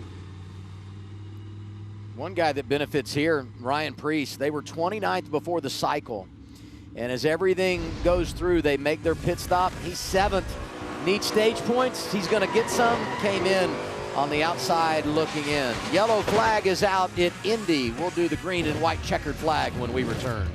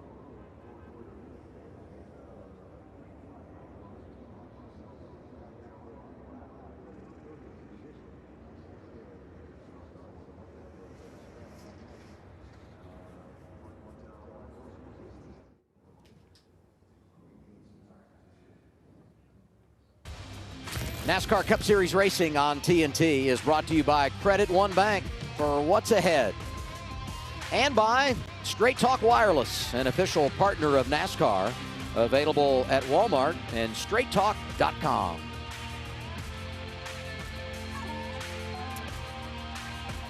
What a view. Look at that top 5 coming back to end stage 2. Hey, Ross Chastain, you know, we talk a lot about the year that they're currently having, and you know, this is not going to help them in the run to win the Brickyard. He's going to have to pit, lose his track position. But what you do on days that haven't gone your way, he came in 83 points, which seems like a mile behind. But Hamlin's proved that if you get super hot, you can make them up. 10 stage points is a real chunk, especially when you look at those drivers around the cut line. Logano, Cindric, Jones, Priest, Keselowski. You know, not a ton of stage points. Those guys run more in the peripheral. So when you talk about winning a stage, which we're hoping they can do if they can make it back on fuel, that's a big kind of jump in the points. That's 10 positions at the end of the race. Yeah, you just don't know how that final stage is going to shake out. You know, we've seen them all here, haven't we? We've seen green runs.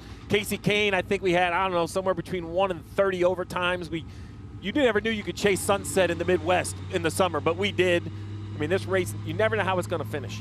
BR Racing onboard camera with Todd Gilliland, going to finish second in the stage. Right in front of him, his teammate Noah Gragson, going to get the free pass here. That'll put 33 cars on the lead lap as we begin the final stage at Indy. I keep thinking what it would be like if Todd won the $1 million. Todd would be happy. Man, wow, contract year. I mean, he gets that man. extension, and boom. Chastain wins the stage. Gilliland behind him. Great points day for Ty Gibbs, who wins the opening stage third here. Hamlin and Heim complete the top 5, and Hocevar up there getting stage points. And I referenced Ryan Priest gets 4 points here, came in below the chase cut line, made that pit stop, coming in at lap 96. We'll see if the 60 can make a run at it. They were top 5 here a year ago. As we wrap the stage, we do Where's Mamba? Well, guys, I after that last little segment, I figured I should keep working on my game a little bit. And I've found myself on the outside of turn 3. As you can see, there's a camera pans. I'm in the creek looking for my ball. But I did find some of the remnants of the racetrack that we have here. So we actually found a brick. You can find this stuff in the creek, which is super cool. The bricks actually have a number on them. This one you can see it's like 2116, so it's stamped, so that's authentic. And then there's this other larger piece that was we think was paved over. And then when they ripped up all the asphalt and everything, they kind of threw in this creek over here. So as you're golfing and working on your swing and trying to find your ball like I am in the creek, you never know what other little trinkets you'll find out here. You know what I mean? Steve, you've been out here before, right? You've seen this stuff. I have. Yeah. I have seen it from a distance. I was trying to stand up on the grass area. But my man, Dale Jr., you rolled the pants up, right? You went down in there. So I heard a legend that most of the bricks that they pulled up at this racetrack are thrown in that creek. They rolled them out there in the bed of these trucks and dumped them into the creek. Some of them are here on the front on the yard of bricks, but a lot of them ended up back there. And I promise you, I found one myself. All the broken up bricks are near the top.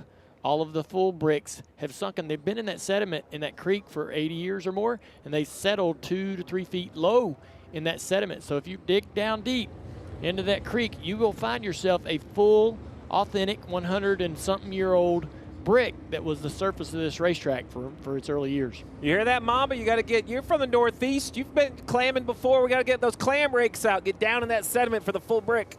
That is not what my part of the Northeast does. We're maple syrup, Steve. That's you're Vermont. You're Vermont. I forget. I'm the coast. You're Vermont. I'd say after you get done looking for bricks, maybe work on your short game a little bit. As expected, the one at Chastain and Gilliland to pit road. Most of the leaders stay on the racetrack.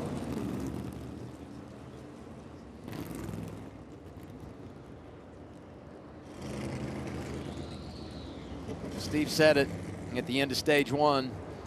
Pit road can be a lonely place in one of these strategy races. Yeah, it's pretty incredible.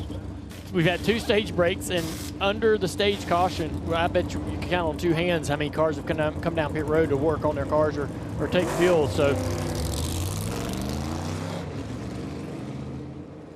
all these other teams adhering to their strategy on the racetrack. And A.J. Allmendinger was also in. Ty Dillon making a stop. It all cycles back to Ty Gibbs, leading the Brickyard 400 as we get set for the final stage. He's up there with Hamlin, Heim, Hocevar, and Priest. We're coming back on TNT.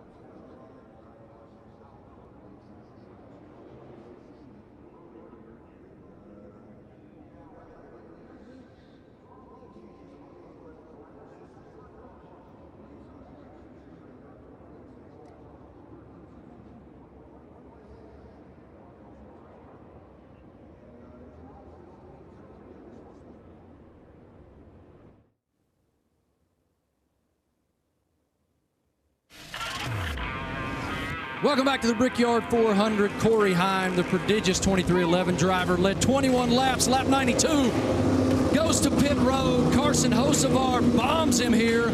Tells him he's number one, Jamie. Yeah, Hocevar was upset. Heim doing a little air blocking on him throughout that run. And Marty, listen, people have been critical of me that I'm critical of Carson Hocevar, but I just know how the fraternity of the garage works. And sometimes your actions on and off the track, it comes back to bite you, and this is one of those examples. I don't think Corey Heim would have done that to any other driver, but his history with Carson Hocevar obviously led to that. I love it. I'm here for it. Popcorn's popped. I'm ready to watch more of it. I want to add to that. I'm so happy the bird is back. In our generation, we would flip each other off just to say, hey.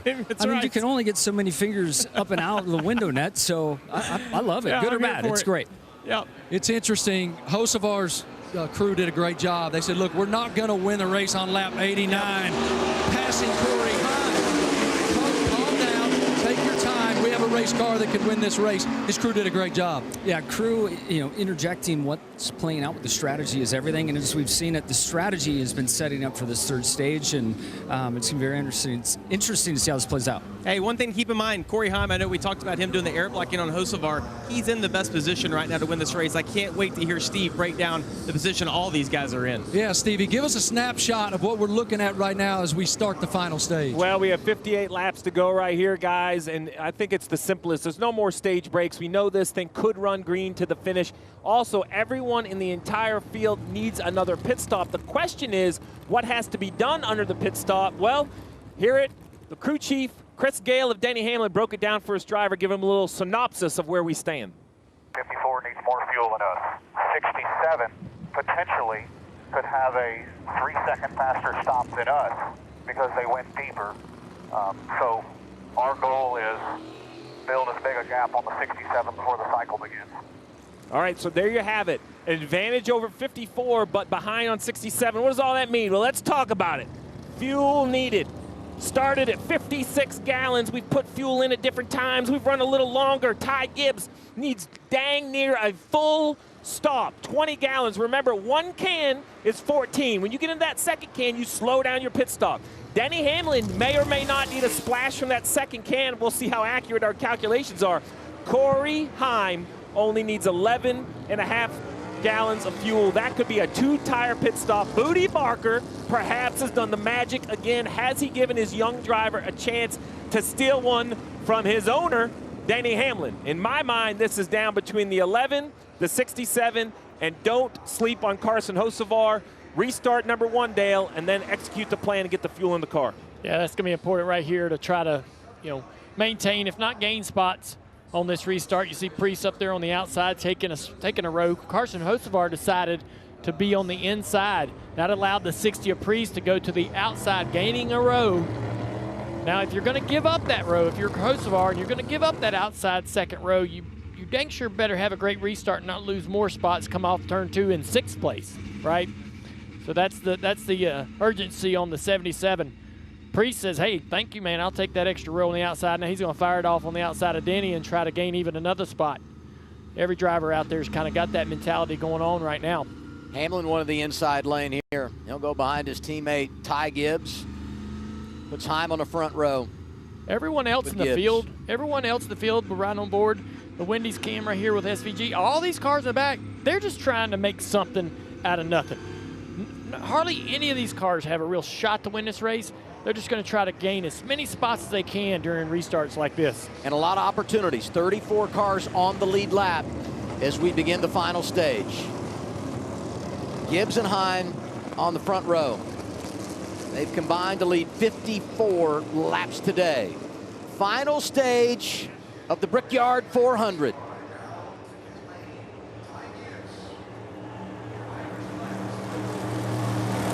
Hocevar's got his hand out the window waving to his teammate. He's going to try to prepare for a jump, maybe to go 3 wide if he gets a good push here. Green again at Indy. The help's not there for Hocevar.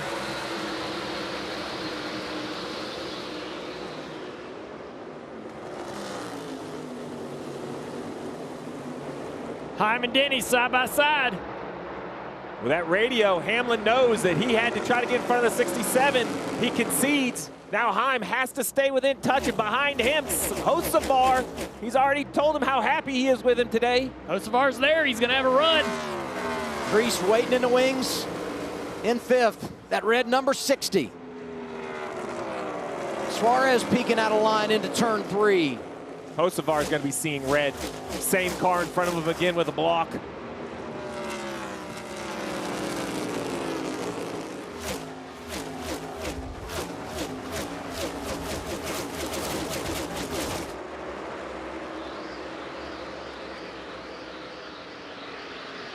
All 3 RFK Fords inside the top 10 final stage.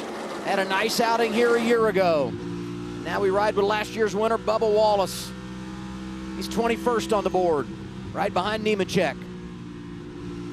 And he tried to back up the corner and get the run on corner exit. Look at Josh Berry, just says, I'll go to the outside. Everybody wants the bottom. I'll jump to the outside, grab a few easy spots. Power move off a 2 with the 21. They're all going to block down here again. Look at Josh Berry gets to the outside of them.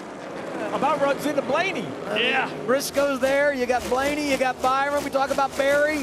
What a shuffle here.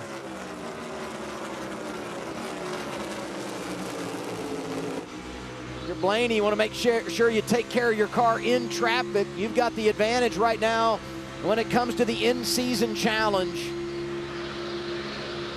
3 wide right here. Oh, Herb's down into the corner. The give and take. How about Shane Van Gisbergen getting with it? He takes a free spot right there. Herbst buries it again, side by side off of 2 here.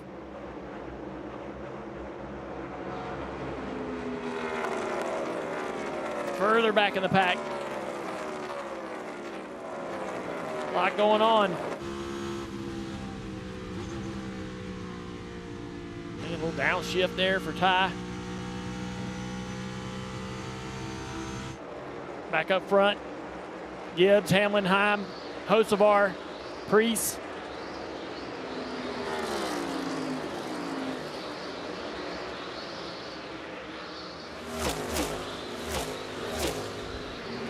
Ryan Priest riding fifth. Let's get an update there, Danielle. Holding steady in fifth, Adam. Yeah, off of that restart. Here's his crew chief, Derek Finley, talking strategy and having fuel to the finish.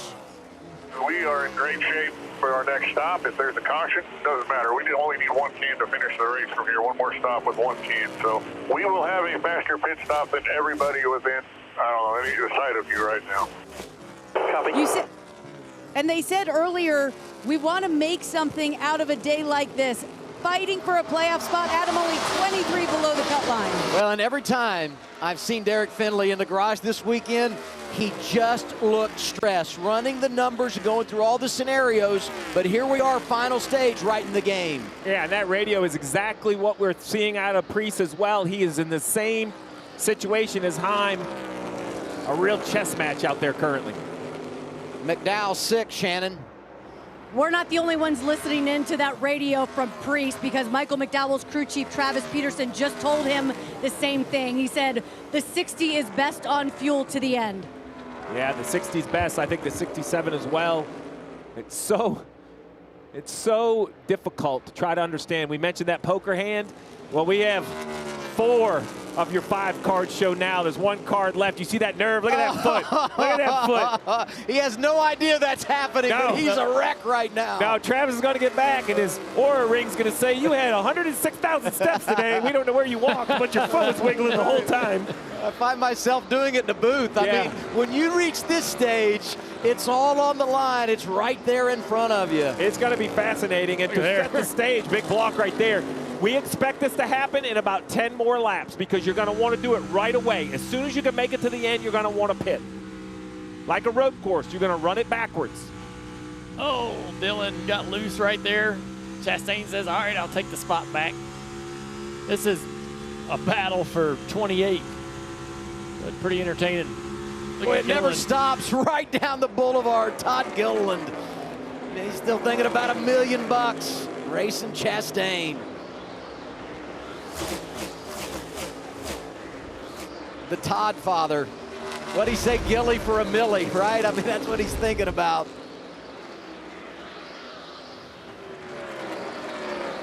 His golfing buddy Noah shoved him through there. They played 9 holes earlier in the week on Friday afternoon.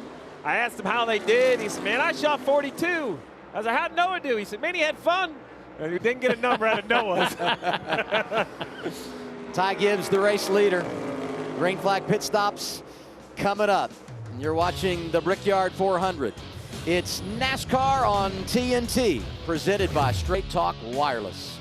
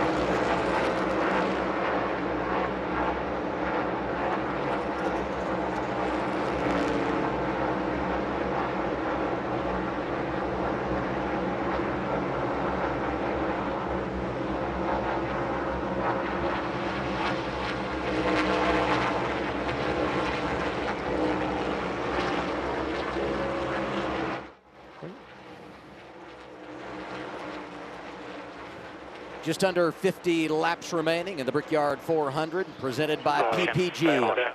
Oh, boy. And the caution is out with Ty Gibbs leading. Did you hear all those pieces of paper get crumpled up and thrown away on top of the pit box? This is absolutely worst case scenario for Ty Gibbs. Yeah, it looks like some debris on the racetrack. And the reason I say that, really close for everyone on the window. I suspect everyone will take this one. All right. We're going to have to be saving some fuel. let's translate. There's the debris without a doubt, not blowing around. It's something metal, it looks like. It looks like plastic on the edges. Oh, you know what that looks like? It looks like a hose cap. Like on the 3-inch hose, sometimes there's a piece of carbon or aluminum that could easily cut a tire. So that's why we have a yellow. Let me just set the stage right here. 34 cars on the lead lap, very narrow pit road, split strategies. It's going to be a mess. The reason I say it's worst case for Ty Gibbs is we've already said he needs the most fuel of anyone. You would love to do that under green when the field is spread out because extra time on pit road pains the biggest penalty right now. Still big advantage for Heim. I think this brings Priest right back in it because he'll be able to really leapfrog those guys with a shorter stop. So, and you heard really close on fuel. So I'm not even sure they can make it to the finish. So you can't really like you're gonna have to fill your car all the way up here. But they all come on the pit road together. Yes. As opposed to seconds apart under a green flag stop. So for Priest, who doesn't have to take as much fuel as the rest of these cars, this is their chance to take control of the race. Yeah, exactly. Like a 2-second advantage. It may have got him to third, but I don't think he could have jumped the 54. Well, now he's going to come in 4 car lengths behind. He's going to absolutely.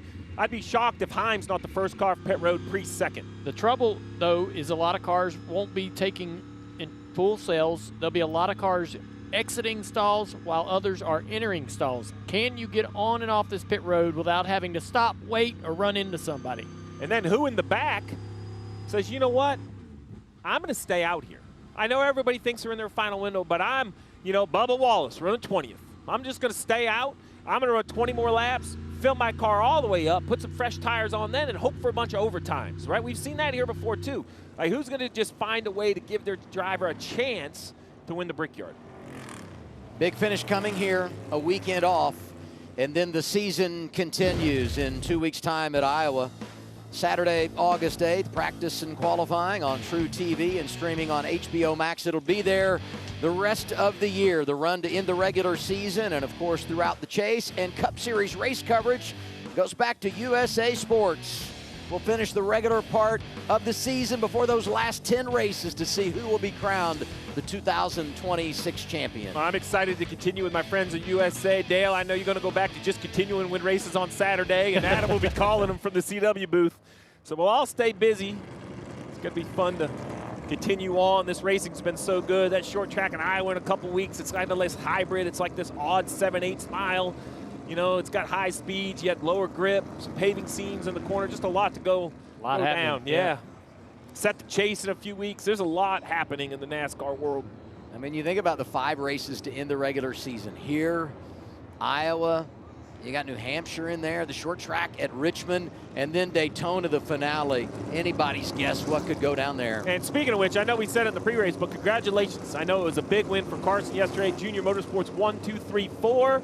His brother Caden went. You're winning everything, man. Congrats. Yes, sir.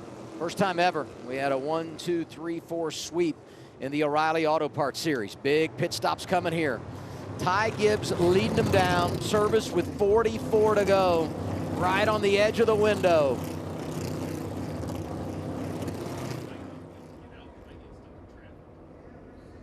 Priest with an early stall. He's going to try to exit his pit stall here cleanly. Surprised the Priest took 4 tires. Marty.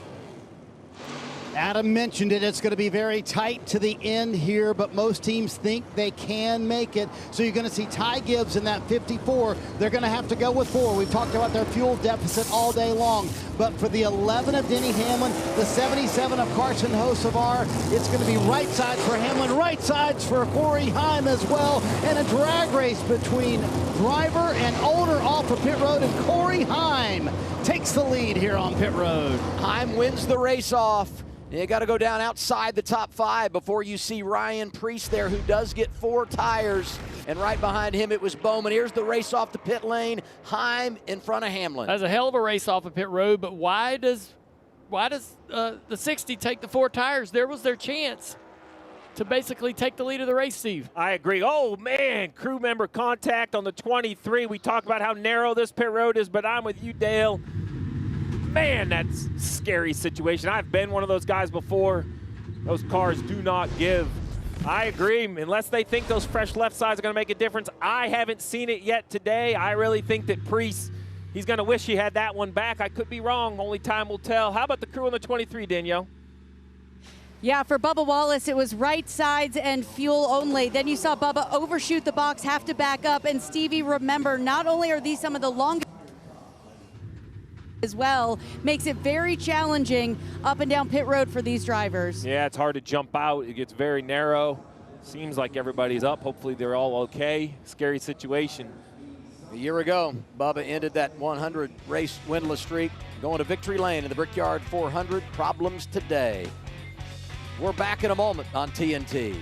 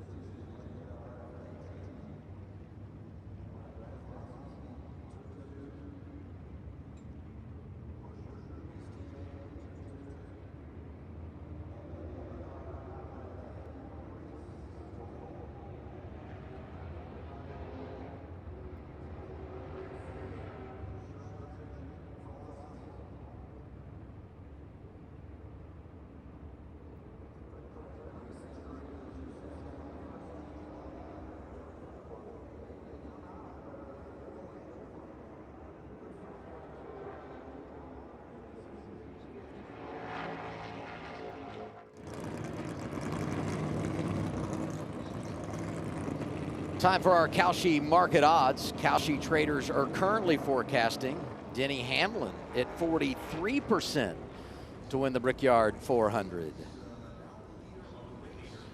He's right behind Corey Heim.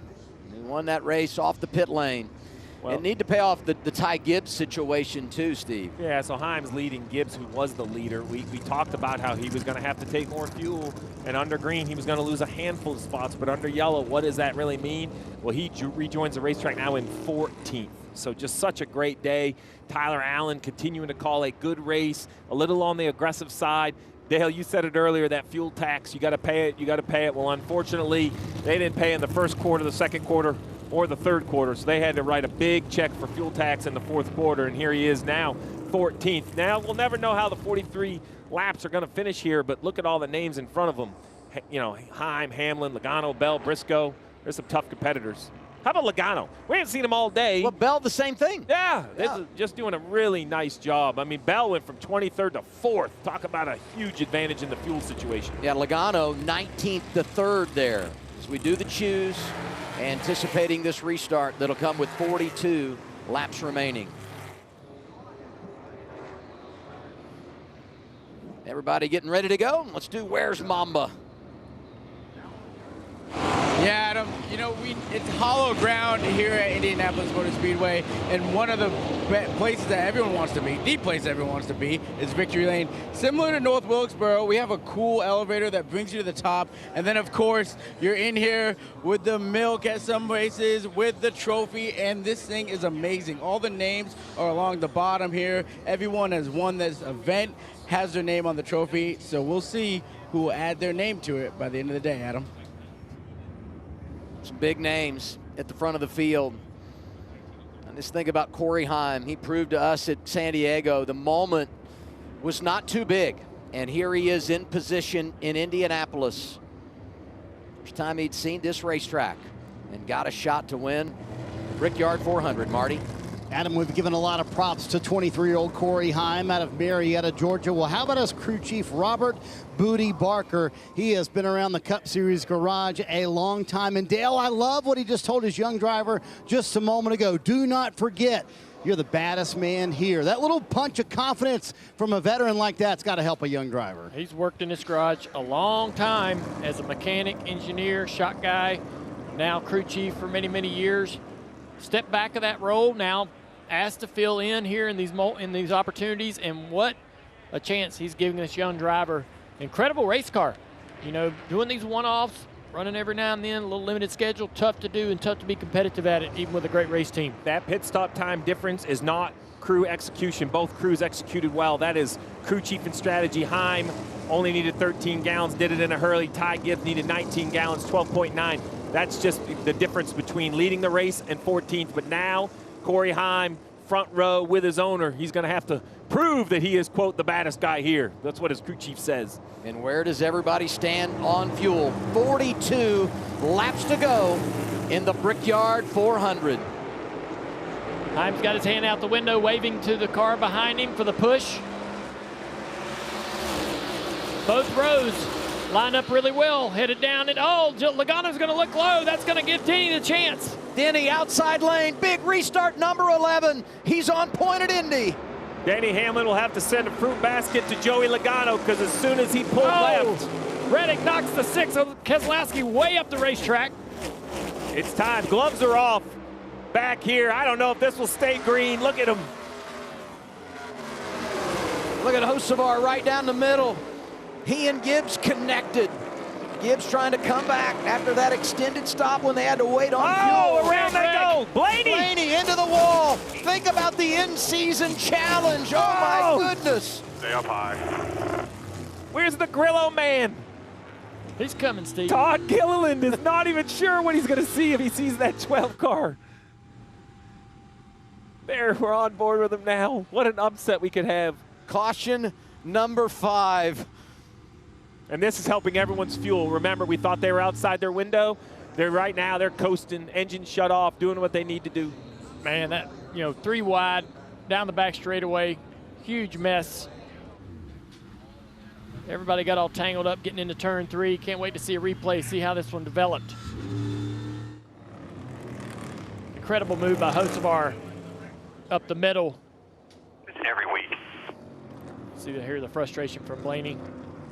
All right. Damage to the right front. Yeah, better than I thought, though. I thought we were going to see some real heavy damage. So let's go all the way back to the restart here. 22 Logano. You think he's going to stick with this 67, but no, he tries to go 3 wide, little contact right here. That allows Denny easy access into turn 1 for the lead. Bragg gets knocked up the racetrack here. Reddick dives in there, sticks it in the lip for a quarter panel, sends Brad up the track, and that's what bottles all this up on the back straightaway. Look at that number 12 car. The 77 gets a push from the 54. Here comes big runs from behind the 42, the 41. Look at the white car, the 42. Gets down in the middle of the sandwich there, turns the 12 around. John Hunter Nemechek into the outside wall. That's a move that John Hunter doesn't take 2 restarts ago, but this could be the last restart, and John Hunter is trying to make up positions. It's late. It's aggressive. There's no doubt. He dove it in there. Blaney's not going to like it, as he shouldn't, but if you're John Hunter, if you're Jimmy Johnson, I believe you need your driver at that level of aggression. But, you know, you go down in the garage, and everybody tells you all weekend, if you're going to make hay in this race, go get it on a restart. It speaks to what Steve was saying there. Yeah, good work from the spotter right there for the 12. Giving him great information. Tim Fedewa. I think the 42 gets down in the corner, maybe gets up the track just a little bit. It's just real tight, not room for 3 wide. Austin Cindric able to sneak by. Comes in on the chase cut line. Oh, the big contact for Casey Mears and the 35 there late. John Hunter, too. He hit harder than I thought. You said it, though. Really good spotter communication. I thought he was consistent with the 3 wide. I mean, it all happens to a blink for Blaney, but. Let's listen to radio from the 42, John Hunter Nemechek. 12, I'm sorry. The middle was open, so I stuck my nose in there and he kept coming down. I couldn't slow down fast enough. I think that's true. I thought he was going to fill that hole. Now that he's calmed down and he saw the result, I truly think I'm sorry. The result is let him know we're not happy about it. And he knows Blaney's going to be upset, but sometimes just racing happens, you know? Blaney's in, Marty. We heard, Adam, the back end of the radio when Ryan Blaney said that 42 guy, it's every week with him. We heard that after the damage. Blaney said the wheel is to the right, but yeah, obviously very upset with John Hunter Nemechek and that move on that restart. You see Raymond Fox, the car chief, trying to get that splitter damage fixed here on the 12. 9 cars involved in this caution that creates our 5th yellow of the day. Todd Gillen has a front row seat right here. Just in front, you're going to see the wreck up the racetrack. The 34 just to the right of your screen. He's got to get on the brakes. Just got it's a 16 car. That could be AJ Allmendinger. $1 million miss right there. Yep. Blaney's bottom. Keep coming. Are you wearing good? Still went outside. Yellow. I got to tell you, when we saw the onboard looking into his eyes, I mean, it was like he was aware of what had happened and the opportunity that's now in front of him. You see the drivers involved in the crash. Let's go down to Danielle. Adam, I asked Todd Gillen this morning, do you want to keep track of where Ryan Blaney is via your spotter all throughout the day? He said, not really. He said, the only thing I want to know, and I told my spotter this, that if Blaney gets in trouble and somehow ends up behind us, and I now inherit the lead for the $1 million to win the in-season challenge, then tell me. They just came on the radio and told Todd about Blaney's issue, which obviously he just squeaked by and saw. So it could be Gilly for a milli, guys. He's an underdog, and he said, I think the fans and even the drivers want to see an underdog win this thing. I've even had some of Blaney's fans tell me my underdog story would be pretty cool.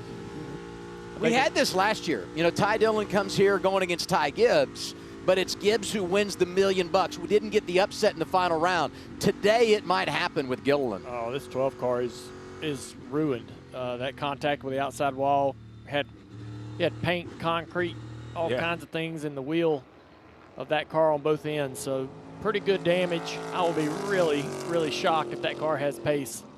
Both very deserving, both great people and great drivers in the sport. You know, Blaney, who's won the $1 million at the All-Star race, and he's won a championship. Think about the highlight reel for Todd, what a $1 million win in the in-season challenge would do. We play a lot of golf with Todd, and I'm going to encourage him to join at least 3 or 4 more golf clubs if he wins $1 million. I'll help him spend it. Great kid, great young driver. Caution is out in the Brickyard 400. Under 40 laps to go. Ryan Blaney, one of the 9 that pays the price. Big restart when we return on TNT.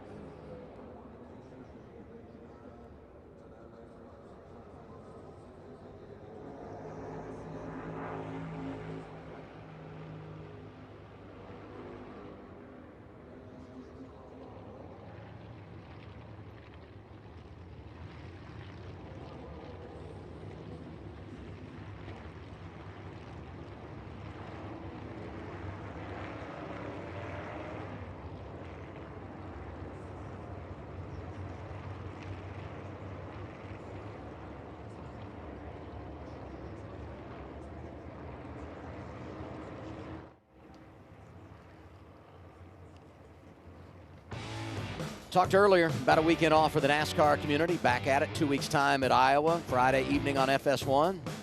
The ARCA Menard Series. Saturday reserved for the O'Reilly Auto Parts Series. They're on CW. ARCA on FS1. And USA Sports back in the game when it comes to the Cup Series. Coverage Sunday, August 9th, 3:30 Eastern Time. Weekend off. I think these drivers are going to use it. Recharge, refresh, be ready for the big push. And you want to win before the off weekend. Extra time to celebrate and enjoy it. That's so true. Maintain the lead. Save fuel just in case it becomes a green light checker. Shit, the end, we're covered. If it's not a green... What's going on, Shannon? How about Christopher Bell? Started this race 23rd, currently in 3rd. I told you guys at the beginning of the race that Adam Stevens said strategy was going to be the way that they could get track position. This is a big race for Adam Stevens, obviously for most drivers and crew chiefs, but his eyes just absolutely lit up when I asked him about this place. Take this into consideration. He has 4 total Cup Brickyard wins, 2 as a race engineer for Tony Stewart, and then of course 2 with Kyle Busch. He told me, I used to watch this race as a kid, loves coming here and would love to get another one with his young driver. Marty? Shannon, how about another new player in the top 5? Indiana's own Chase Briscoe sitting in the 5th position, and James Small, the run before they pitted a moment ago at lap 116, kept telling Chase, hey, we're going to be in the best fuel position of anyone. They took right side tires, only the 1 can of fuel to get them to the end. And Adam, as a fellow Hoosier, you know the kind of party it would be tonight if Chase Briscoe's able to get home to victory lane. 31 years old from Mitchell, Indiana, small town in the southern part of the state, 90 minutes from the racetrack. Grew up rooting for Tony Stewart. His dad was a racer. I saw him in the garage today. His dad, Kevin, looked at me and said, hey, man, back home again in Indiana. You know they want to celebrate tonight.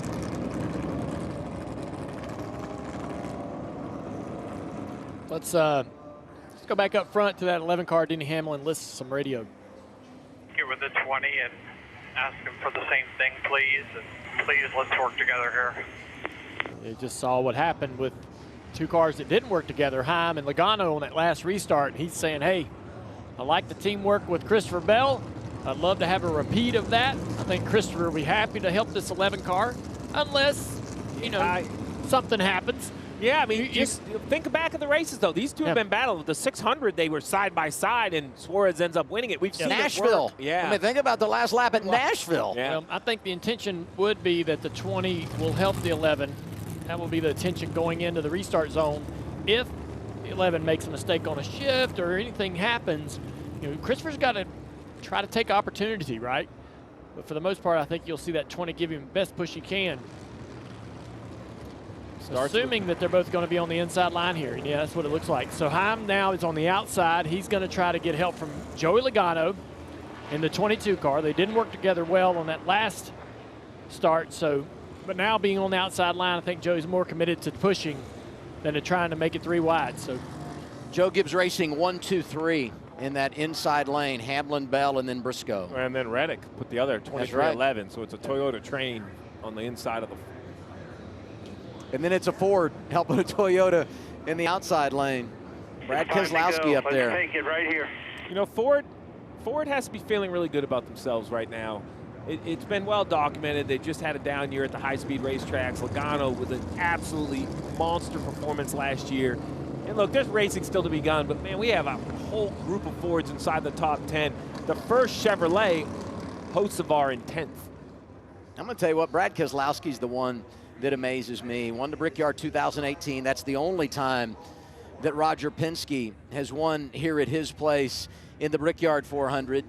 But you know what? He is in the hunt every year here. It's just remarkable how consistent Brad is at this racetrack when you think about the variance that goes into being successful in this event. We see a bunch of tire, cleaning up. Dale, restart-wise, this is a wheel spin race. Like, does this jump to mind a wheel spin or not so much? I think it's more about just the commitment you're going to want to expect from the car down into turn 1, sending the car into turn 1 hard as you can. Whether you're on the inside or outside, it's going to be a little edgy.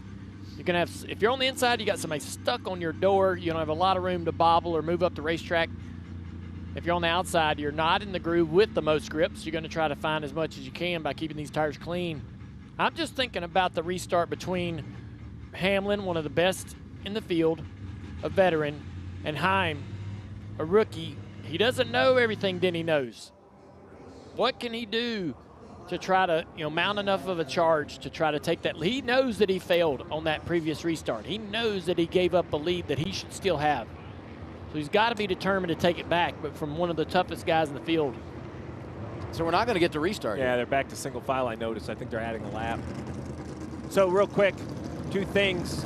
All of these yellows should make everybody, all that conversation about fuel all day long, that was paid off on the final pit stop.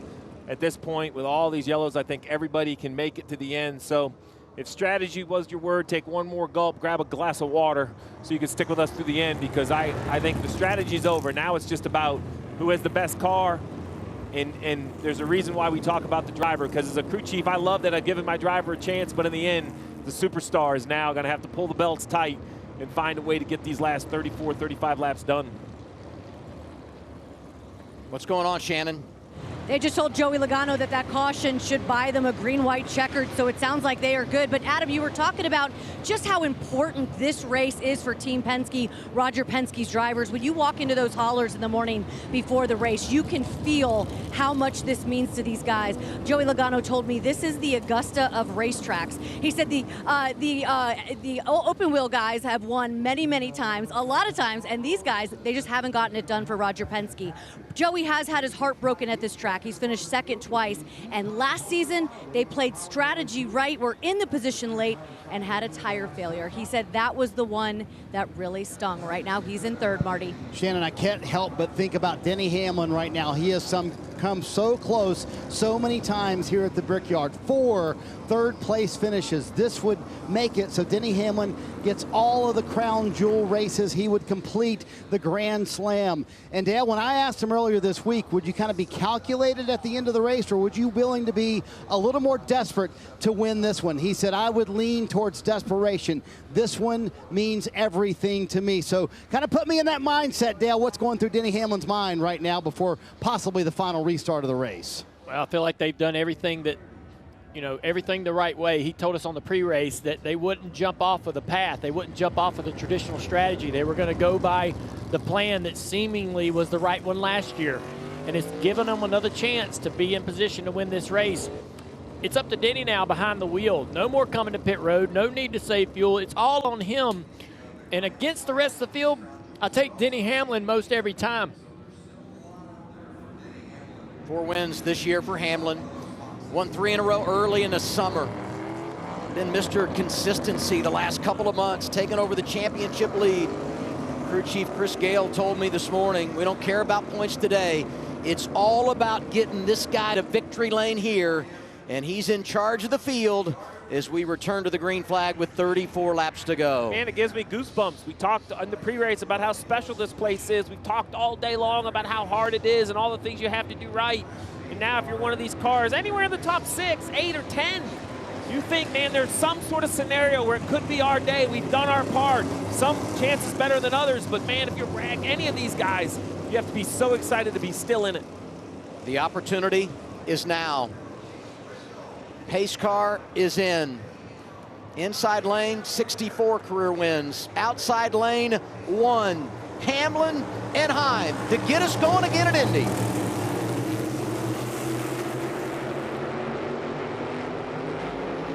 It's a pretty solid launch on the outside line. They are not connected on the inside line. A good push by the 22. Briscoe looked out of line. Here comes Heim, outside lane. Power move, 67 to Denny's the trying to get back lead. to the inside here. Denny's trying to get back to the inside. He's going to have to lift. Big run coming from behind. What a restart for Corey Heim to jump to the race lead. Bell looking outside. Here they are. Big run to turn 3. That couldn't have gone worse for Denny Hamlin. Now he's spinning off the 22. Logano to the inside. 3 wide to the corner. Logano inside, trying to get Hamlin. If Hamlin's still there. Yeah, if Hamlin's had a weakness all year, it's been restarts. They have looked better lately, but that block from Heim killed the momentum from Hamlin, and now he's all the way back in 4th, under attack from Briscoe for 5th. Briscoe side drafting down the front straightaway. Heim clearly into the lead. Brad Keselowski sitting right there with an opportunity to go 3 wide. What a move from Josh Berry. Josh up to 7th. Hamlin trying to get momentum going the other way. The car he owns, the 67 of Heim, the driver he employs with a very big defensive move after an amazing restart with the help of Joey Logano. Wow. Denny and them tried to organize well on that inside line, and when Denny took off, they got disconnected. A little tight right there with the 47. And the 20 wasn't there to push him down the front straightaway, while Logano was firmly in the back bumper, the 67 of Heim, with a great push into turn 1. Really, really good job by the pusher in the second row. Saw Gilliland there. He's There right it is now right scored here. 22nd. We're good and organized, but when Denny launches, the 20 doesn't launch with him. I saw Denny didn't have his hand out the window to try to signal to the 20 when he might throttle. That might have been a difference maker right there to be able to allow the 20 of Christian Bell to know when Denny was going to go. Denny takes off. He's not getting pushed by the 20. The outside line was locked together. Tough block right here by the 67 of Heim, but you got to do it for the race win. Denny lifts, allowing Heim to carry on through the corner. Yeah, Denny Hamlin hates it and loves it at the same time. He hates it that it was he that was blocked from his driver. But when the emotions disappear, maybe weeks, maybe months from now, he's going to love that that guy's driving his cars next year, because to your point, Dale, that's a must block. If you don't make that block, the 11 is back inside, and you're either side by side or the 11's going by for the Brickyard. Now, can the 11 find momentum? A track where passing is so difficult. Can he find a way with 31 laps to hope the long run? I mentioned restarts has been the weakness, long run the strength. If there's any track that long run doesn't normally come into play, it's here. Will it work out? We have hosts of our back here going by the 54. Todd Gibbs also trying to recover. Whew. Man, a lot just happened right there, and you could see it with the urgency. These drivers know the type of racing this is. They know strategy and restarts. And now Bell is trying to keep Heim so close. They force him into a mistake. Briscoe looking for a way to get around Logano. And look at the number chips in the pylon. 24th, Todd Gilliland. 29th, Ryan Blaney. 12 car trying to stay in it here. And you can see the difference in speed, too. The Toyotas up front, Heim, Bell running 50 flats. Logano, best he can do right now is a 50-28. He's holding up Briscoe, holding up Denny Hamlin. They're going to have to push hard to try to give themselves a shot. They've got to find a way around the 22. Heim just ran the fastest lap of the race. This kid's bid money in big situations. And now can Denny work with Briscoe to get by the 22? You know, can the 19 back up? Can they work together, try to get a tow, anything to try to get by this 22 car? Let the 19 know if he wants to work together and back up to me. We can take him down the straightaway. I won't pass him. See, yeah, there you Denny's go. trying to come up with some plan, some kind of plan to figure out how they can pass this 22 car. As it is right now, Denny, the 19, they're in dirty air. Logano, even if he's 2/10 slower, will be able to hold off the 19, the 11. But as these laps trickle by, maybe the balance of the 22 falls away. They need to go and attack and quickly get by, though, if they want a chance to run down Bell and Heim. And Bell keeping Heim honest. I know we talk a lot about Denny and his recovery. The gap hasn't changed much, 0.7 of a second, but it hasn't changed much in either direction. Heim not able to stretch the lead. Bell staying within striking distance. You know, I go back to NASCAR Nation, and you know, Jamie Mack talking about his win here, and he said, I knew, you know, once I got the white flag, as long as I didn't cut a tire, I was going to win the Brickyard 400. And he talked about that 52nd lap and everything that goes through your mind. And I think now about the situation for Corey Heim, you know, on the big stage and everything that goes into winning one of these races, and now being out front and having to manage, you know, 30 laps or so. Just an incredible situation, but so much maturity out of this 24-year-old. Well, flip it. At a track where it has been so difficult to overtake the lead, what if Bell can figure out the riddle? Heim misses the bottom a little right there. He missed the bottom on the restart, which is why Hamlin had a run that he had to block. So that's the second time the 67 has not hit his mark. Denny told us on the pre-race he missed his mark by 1 or 2 feet, and it ruined his chance at sitting on the pole. If you're Bell, you want to be close enough to try to make a mistake. Quickly, before we go back to the lead battle, Blaney right here in the 12 car running 27th. He is not slow. He just ran a 52.40. Just ahead of him, the green car, Gilliland, 52.52 and 24th. Just a couple of positions. This $1 million isn't anybody's just yet. Still up for grabs here. Both cars right there on the screen. And there's a few cars in between them, but only a second separates them on track. Blaney is a bulldog. He wants the money. I'm shocked that this car drives as well as it does. There's aerodynamicists everywhere with their head in their hands. Like, how is this possible? Yeah, I'm surprised the toe link stood up to the pounding going into the wall as hard as he did. Man, this is fascinating. 67 continues to lead, but he has missed the bottom a little bit. Let's listen into the 67 about his handling. Yeah, I'm loose here, pretty loose. Pretty loose, which out front will be worse. You know, you'd actually prefer to be the trailing car. And if you're Adam Stevens, crew chief of Bell, I'm telling him, he's on the radio. He's complaining, man, he's too loose. You're seeing it out the window. Stick with him. Do not let him cool that right rear tire. These cars, unlike the cars of the years past, they used to build really tight. Right front tires would go away.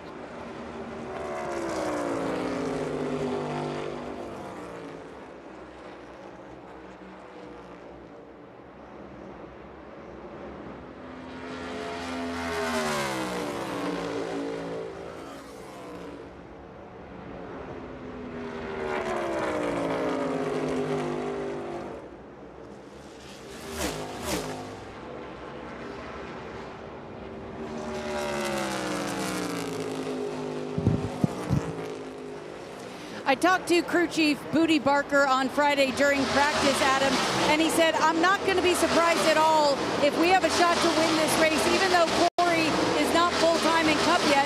He said he did the wheel force test here earlier and had a lot of sim time, picked up data from his teammates very quickly. He said if we qualify well, and we're a part-time team, so our draw typically isn't great, but if we can qualify well, I don't see any reason why we couldn't win this race. They qualified 7th, and they're in the lead with 24 to go.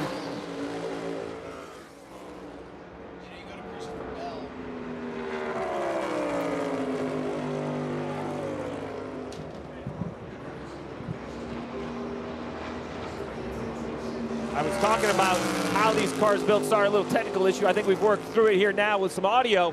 But these cars, Danielle, I even apologize. I didn't get a chance to hear her report either. I kind of lost my headset here. But these cars, the way they work, they build much looser. With the way the splitters are up in the air, the right front tire cools. That right rear tire gets cooked lap after lap after lap. So we'll just have to see if Bell can continue to cool it.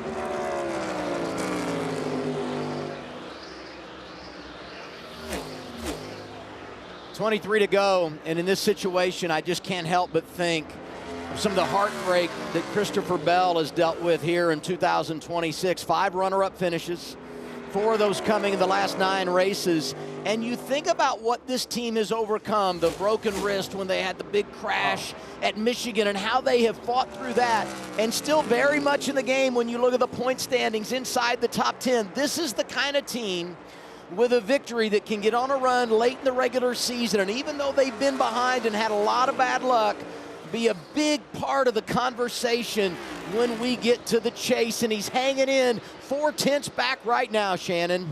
He sure is, Adam, and he knows exactly what we already said about that 67 going to the free side. They did tell him that he's starting to get loose. Christopher Bell is on the hunt. One of the best cars on the racetrack that last time by was a 22 Logano in 3rd, about a 10th faster than the leaders. And then look at the gap back to the 19 of Briscoe. Briscoe starting to struggle with his car, 51.27 the last time by. Denny trying to put the pressure on Briscoe as well. He's going to want by. Tell my teammate right there. I'm faster. Tell him to let me go. I still have a chance. Denny drives it down in there trying to get the 19 upset a little bit. It doesn't work. He gets in the dirty air, misses the corner. Keselowski back there closing in. Josh Berry closing in. This race just means so much to both Briscoe and Hamlin, because we talked about Hamlin, wanting to check the box, complete the career Grand Slam, and get his first victory in Indianapolis. And then we said Chase Briscoe's from Indiana. He said, I would trade all of my victories in to get a win at this place. So there is no giving. Just over 20 laps to go. Another lap on the racetrack, another lap where Logano is the fastest. The 67 of Heim loose, holding up Christopher Bell somewhat. Logano closing in a tenth, 2/10 a lap. And I think Hamlin's frustration growing because I think he's faster than Briscoe. How far he can go, we don't know, but he's going to have a hard time getting by the 19.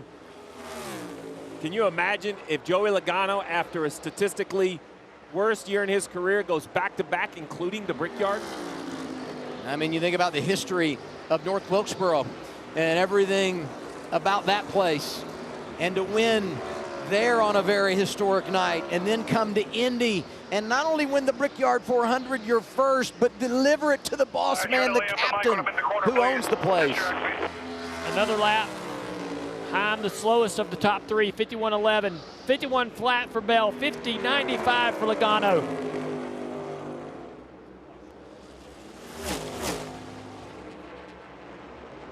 "20 laps is a long time." Oh, it's an eternity here. I mean, we're talking 50 miles. We're talking an afternoon road trip.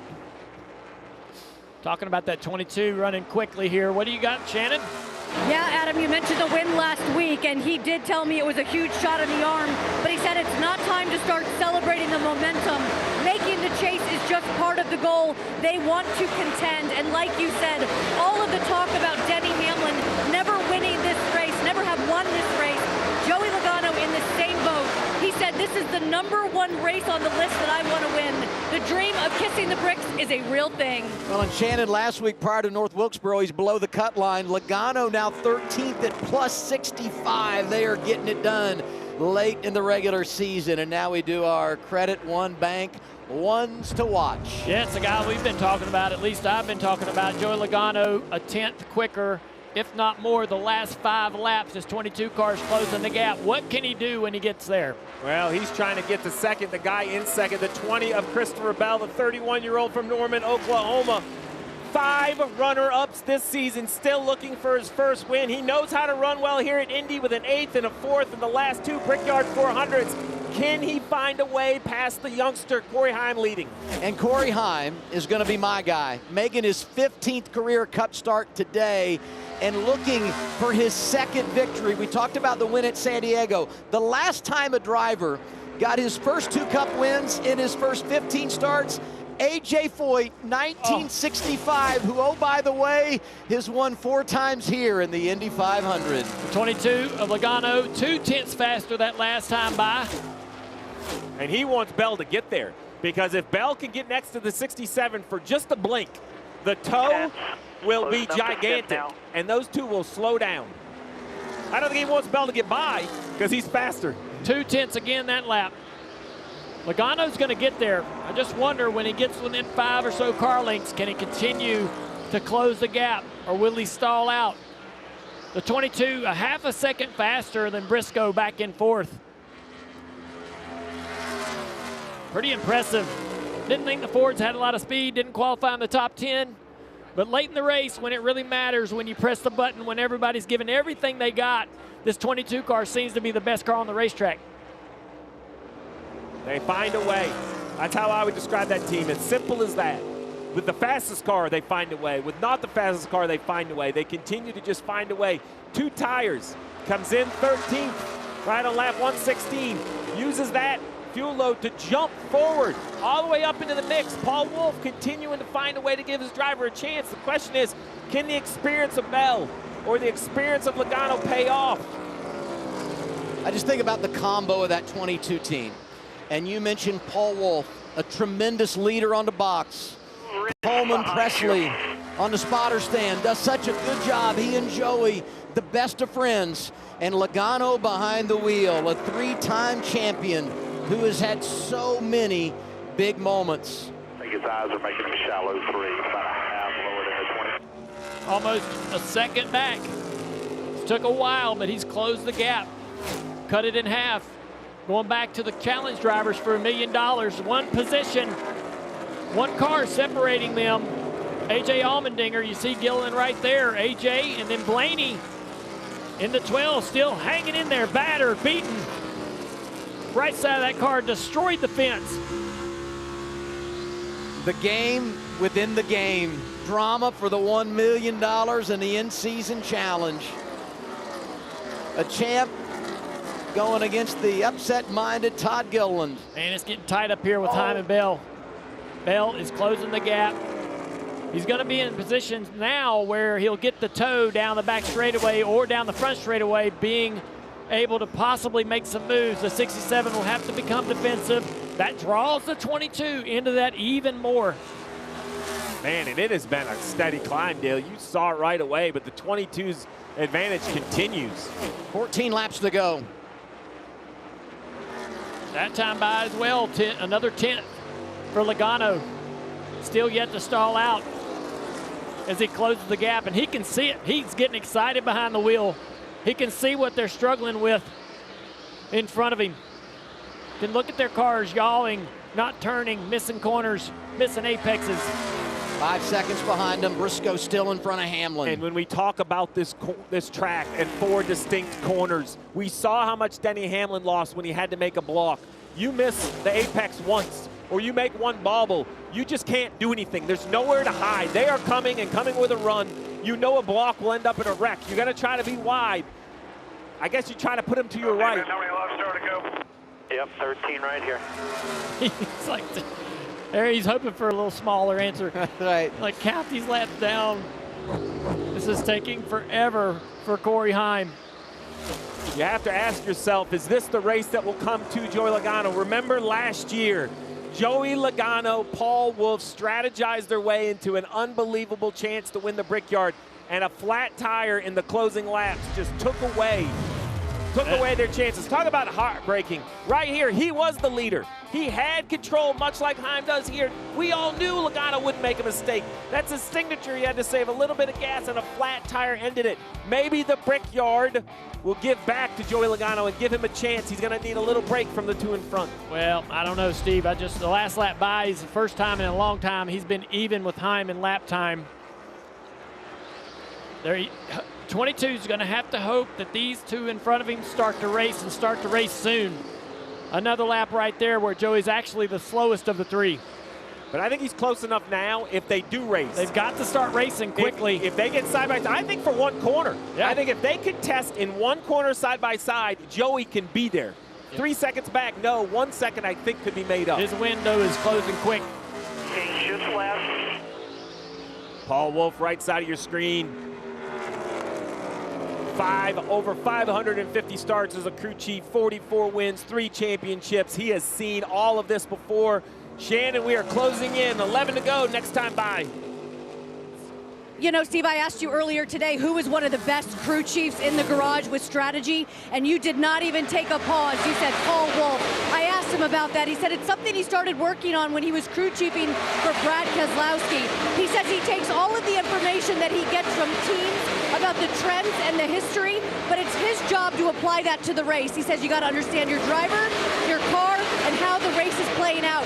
But here's something really interesting. He said, I'm not an engineer. I'm a racer, so I understand it from a race point perspective. And guys, inside that car, Joey Logano and his spotter having a little fun. They just came over and said, here, kitty, kitty. Of course, that 2007, when Tony Stewart hunted down Kevin Harvick here at the Brickyard. Maybe that's what it is for me, Shannon. I love the engineers, and I needed them my entire career, but I didn't go to college either. I didn't drive like Paul Wolfe, but I'm just a racer at heart, and I love when the racers find a way to kind of outsmart the computers.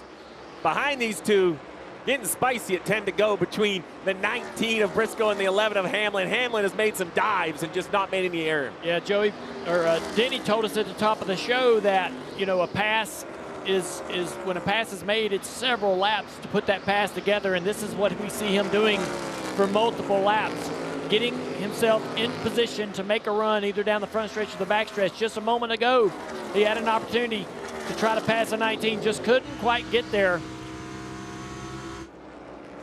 Sit here back in the back. Yeah, this is for $1 million right here. The 12 has the speed, Blaney, to get around AJ. It's a good run right here down the back straightaway. AJ using the draft off of Gilliland there is not going to allow the 12 to make the run. This has just been a great track for Todd Gilliland. 6th here in both of his starts in the Brickyard 400. Got his first ever top 5 in a Cup car on the road course here at Indianapolis in his rookie campaign. And today, trying to top it off, winning $1 million. Got a hold of Ryan Blaney for 9 more laps.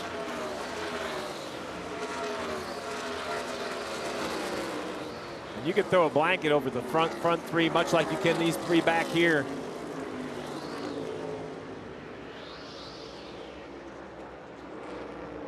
And there you see the separation out front. A little distance now for Heim. Looking back at Bell, 0.4 of a second now.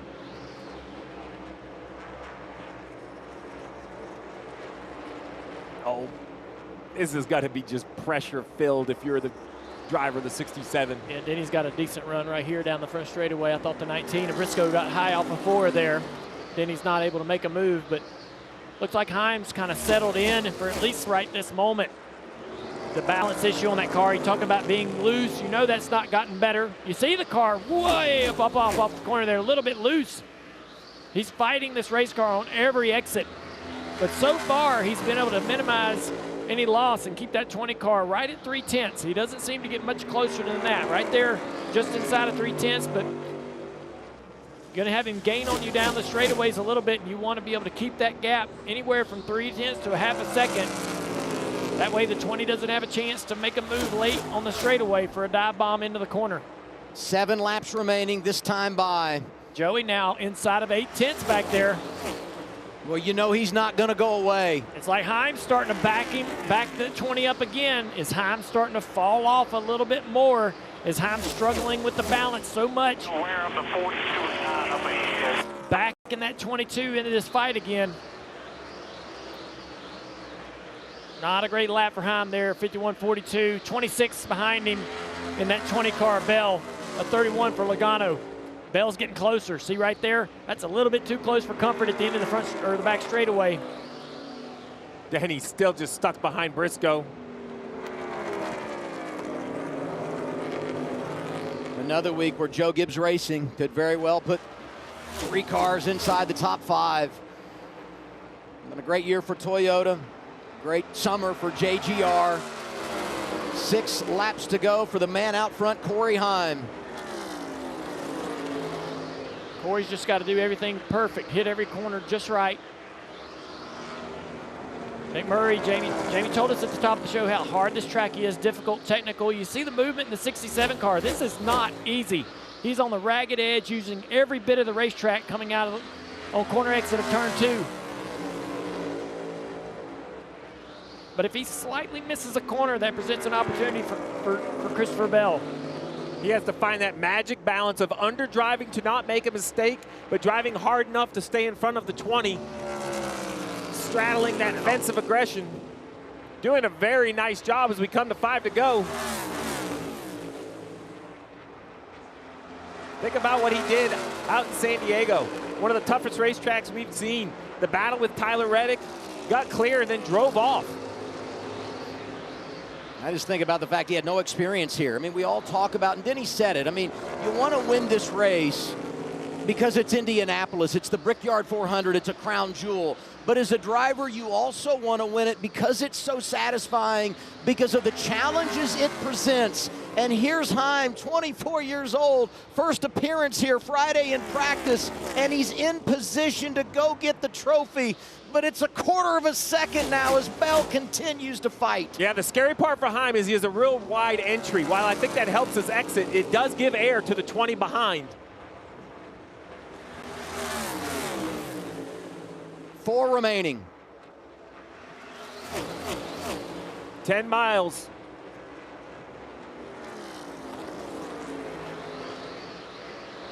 Good turn 1 right there for the 67. This is the important corner, turn 2. Getting off of this corner, not allowing a run or a draft down the back straightaway. Same as turn 4. 4 laps, qualifying for the Indy 500. 4-lap average. The 67 of Heim, he needs to put 14 more corners together, counting down one at a time. Less than 5 minutes to a crown jewel. This is right there in front of you.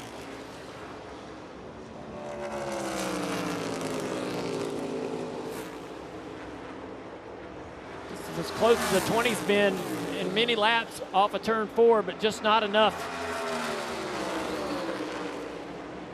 Talk about Heim chasing his second career win in the first ever Brickyard 400. Oh, he's a little high right here. Missed the exit right there for the 20. He's got an opportunity. Look at the 67, the movement in the race car. He is driving the wheels off that car through turn 2. And that energized Bell, he saw it.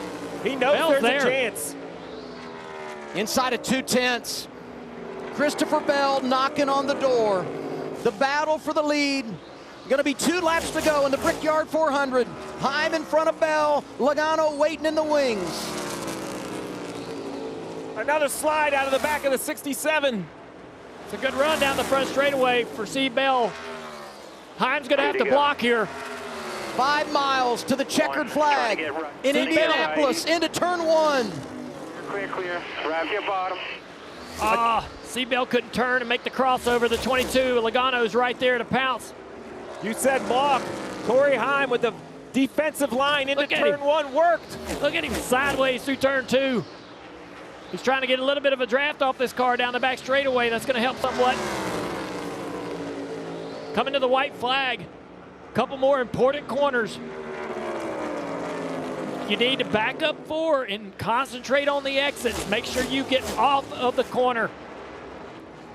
Do not allow that 20 car to run you down on the front straightaway. Off the turn 4, back to the white flag. 1 lap to go, presented by Credit One Bank. Corey Heim leading at Indy. Eddie DeHaan, the spotter, on top of the building there for the 67. Coaching this driver through the final laps. Got 4. Turn 1 to turn 2. Down the back straightaway for the final time. Half coming, checker.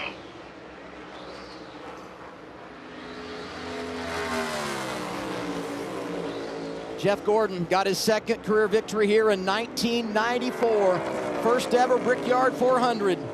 Heim trying to do the same today. Here he is, off of turn 4. It's Heim time in Indy. Corey Heim gonna win the Brickyard 400.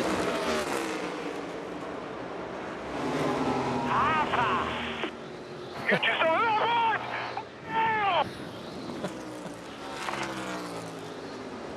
And the in-season challenge.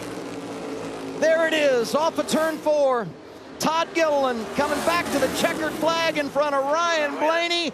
$1 million for Gilliland. Hey, bud. Yeah, we'll keep fighting. Everything went our way this whole thing, but congrats, guys. Really proud of you guys.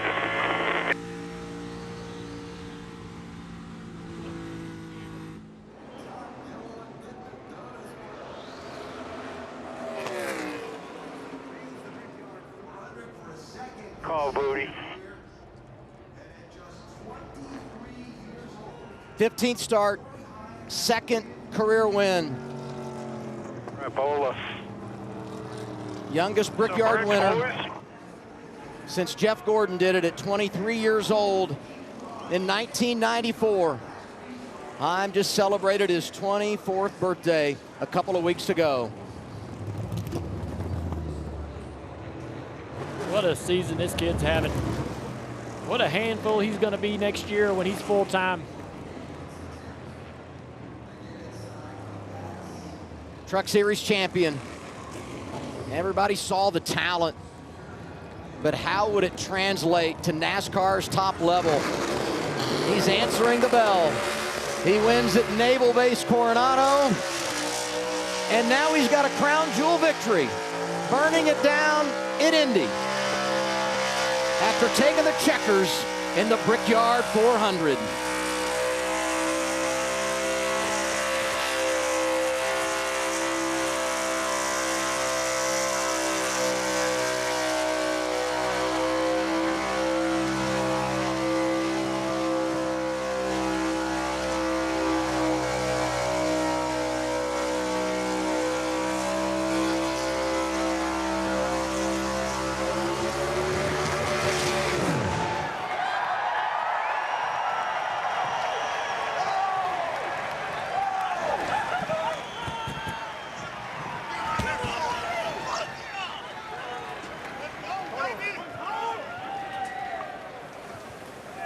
What a year for 23-11.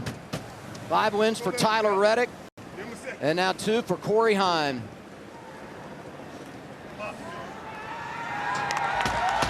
Here's Marty Snyder.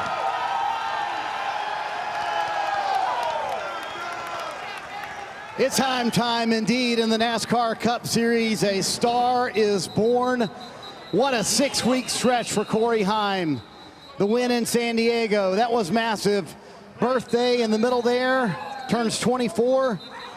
And now the Brickyard 400 here at Indianapolis. What a drive from this young man. And he's not even full-time. 2 of 15 is a pretty good win percentage.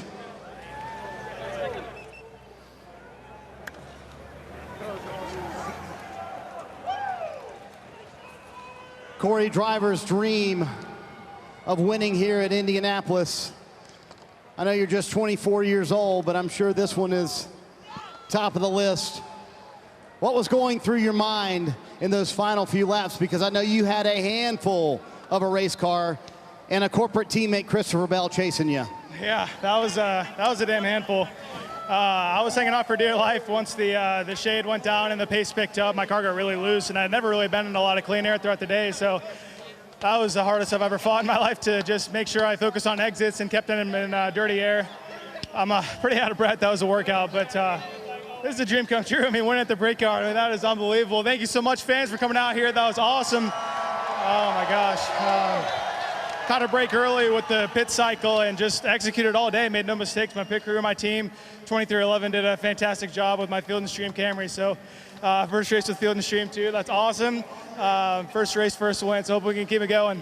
What did you tell me before the race? You said, I've had to learn how to be more aggressive on restarts. Walk me through that restart with your boss, Denny Hamlin. Yeah, I just had to be aggressive. I mean, it's for the win, you know. I would have to see it back to see if I really did anything wrong, but I think we both know we're racing for the win, you know, but he has every right to be a little frustrated with me, but I feel like he probably would have done the same thing. So, yeah, I just had to be on top of it. Got a good push from the 22, be in position, so thanks to him. And, man, it's crazy, too, for, I don't know, what, I've run 7 races 15. Here. Yeah, there we go. There we go. I think you've dispelled the rumor that you need a lot of experience here. I mean, people in the stands may not know. You had never seen this place before Friday. Yeah, I mean, it's unbelievable. You know, I just studied my butt off and try to make sure I'm prepared going into races, and these guys give me unbelievably fast Camrys. So it's just huge thanks to 2311 Toyota. I mean, they are on fire this year, so I'm just glad to be a part of it.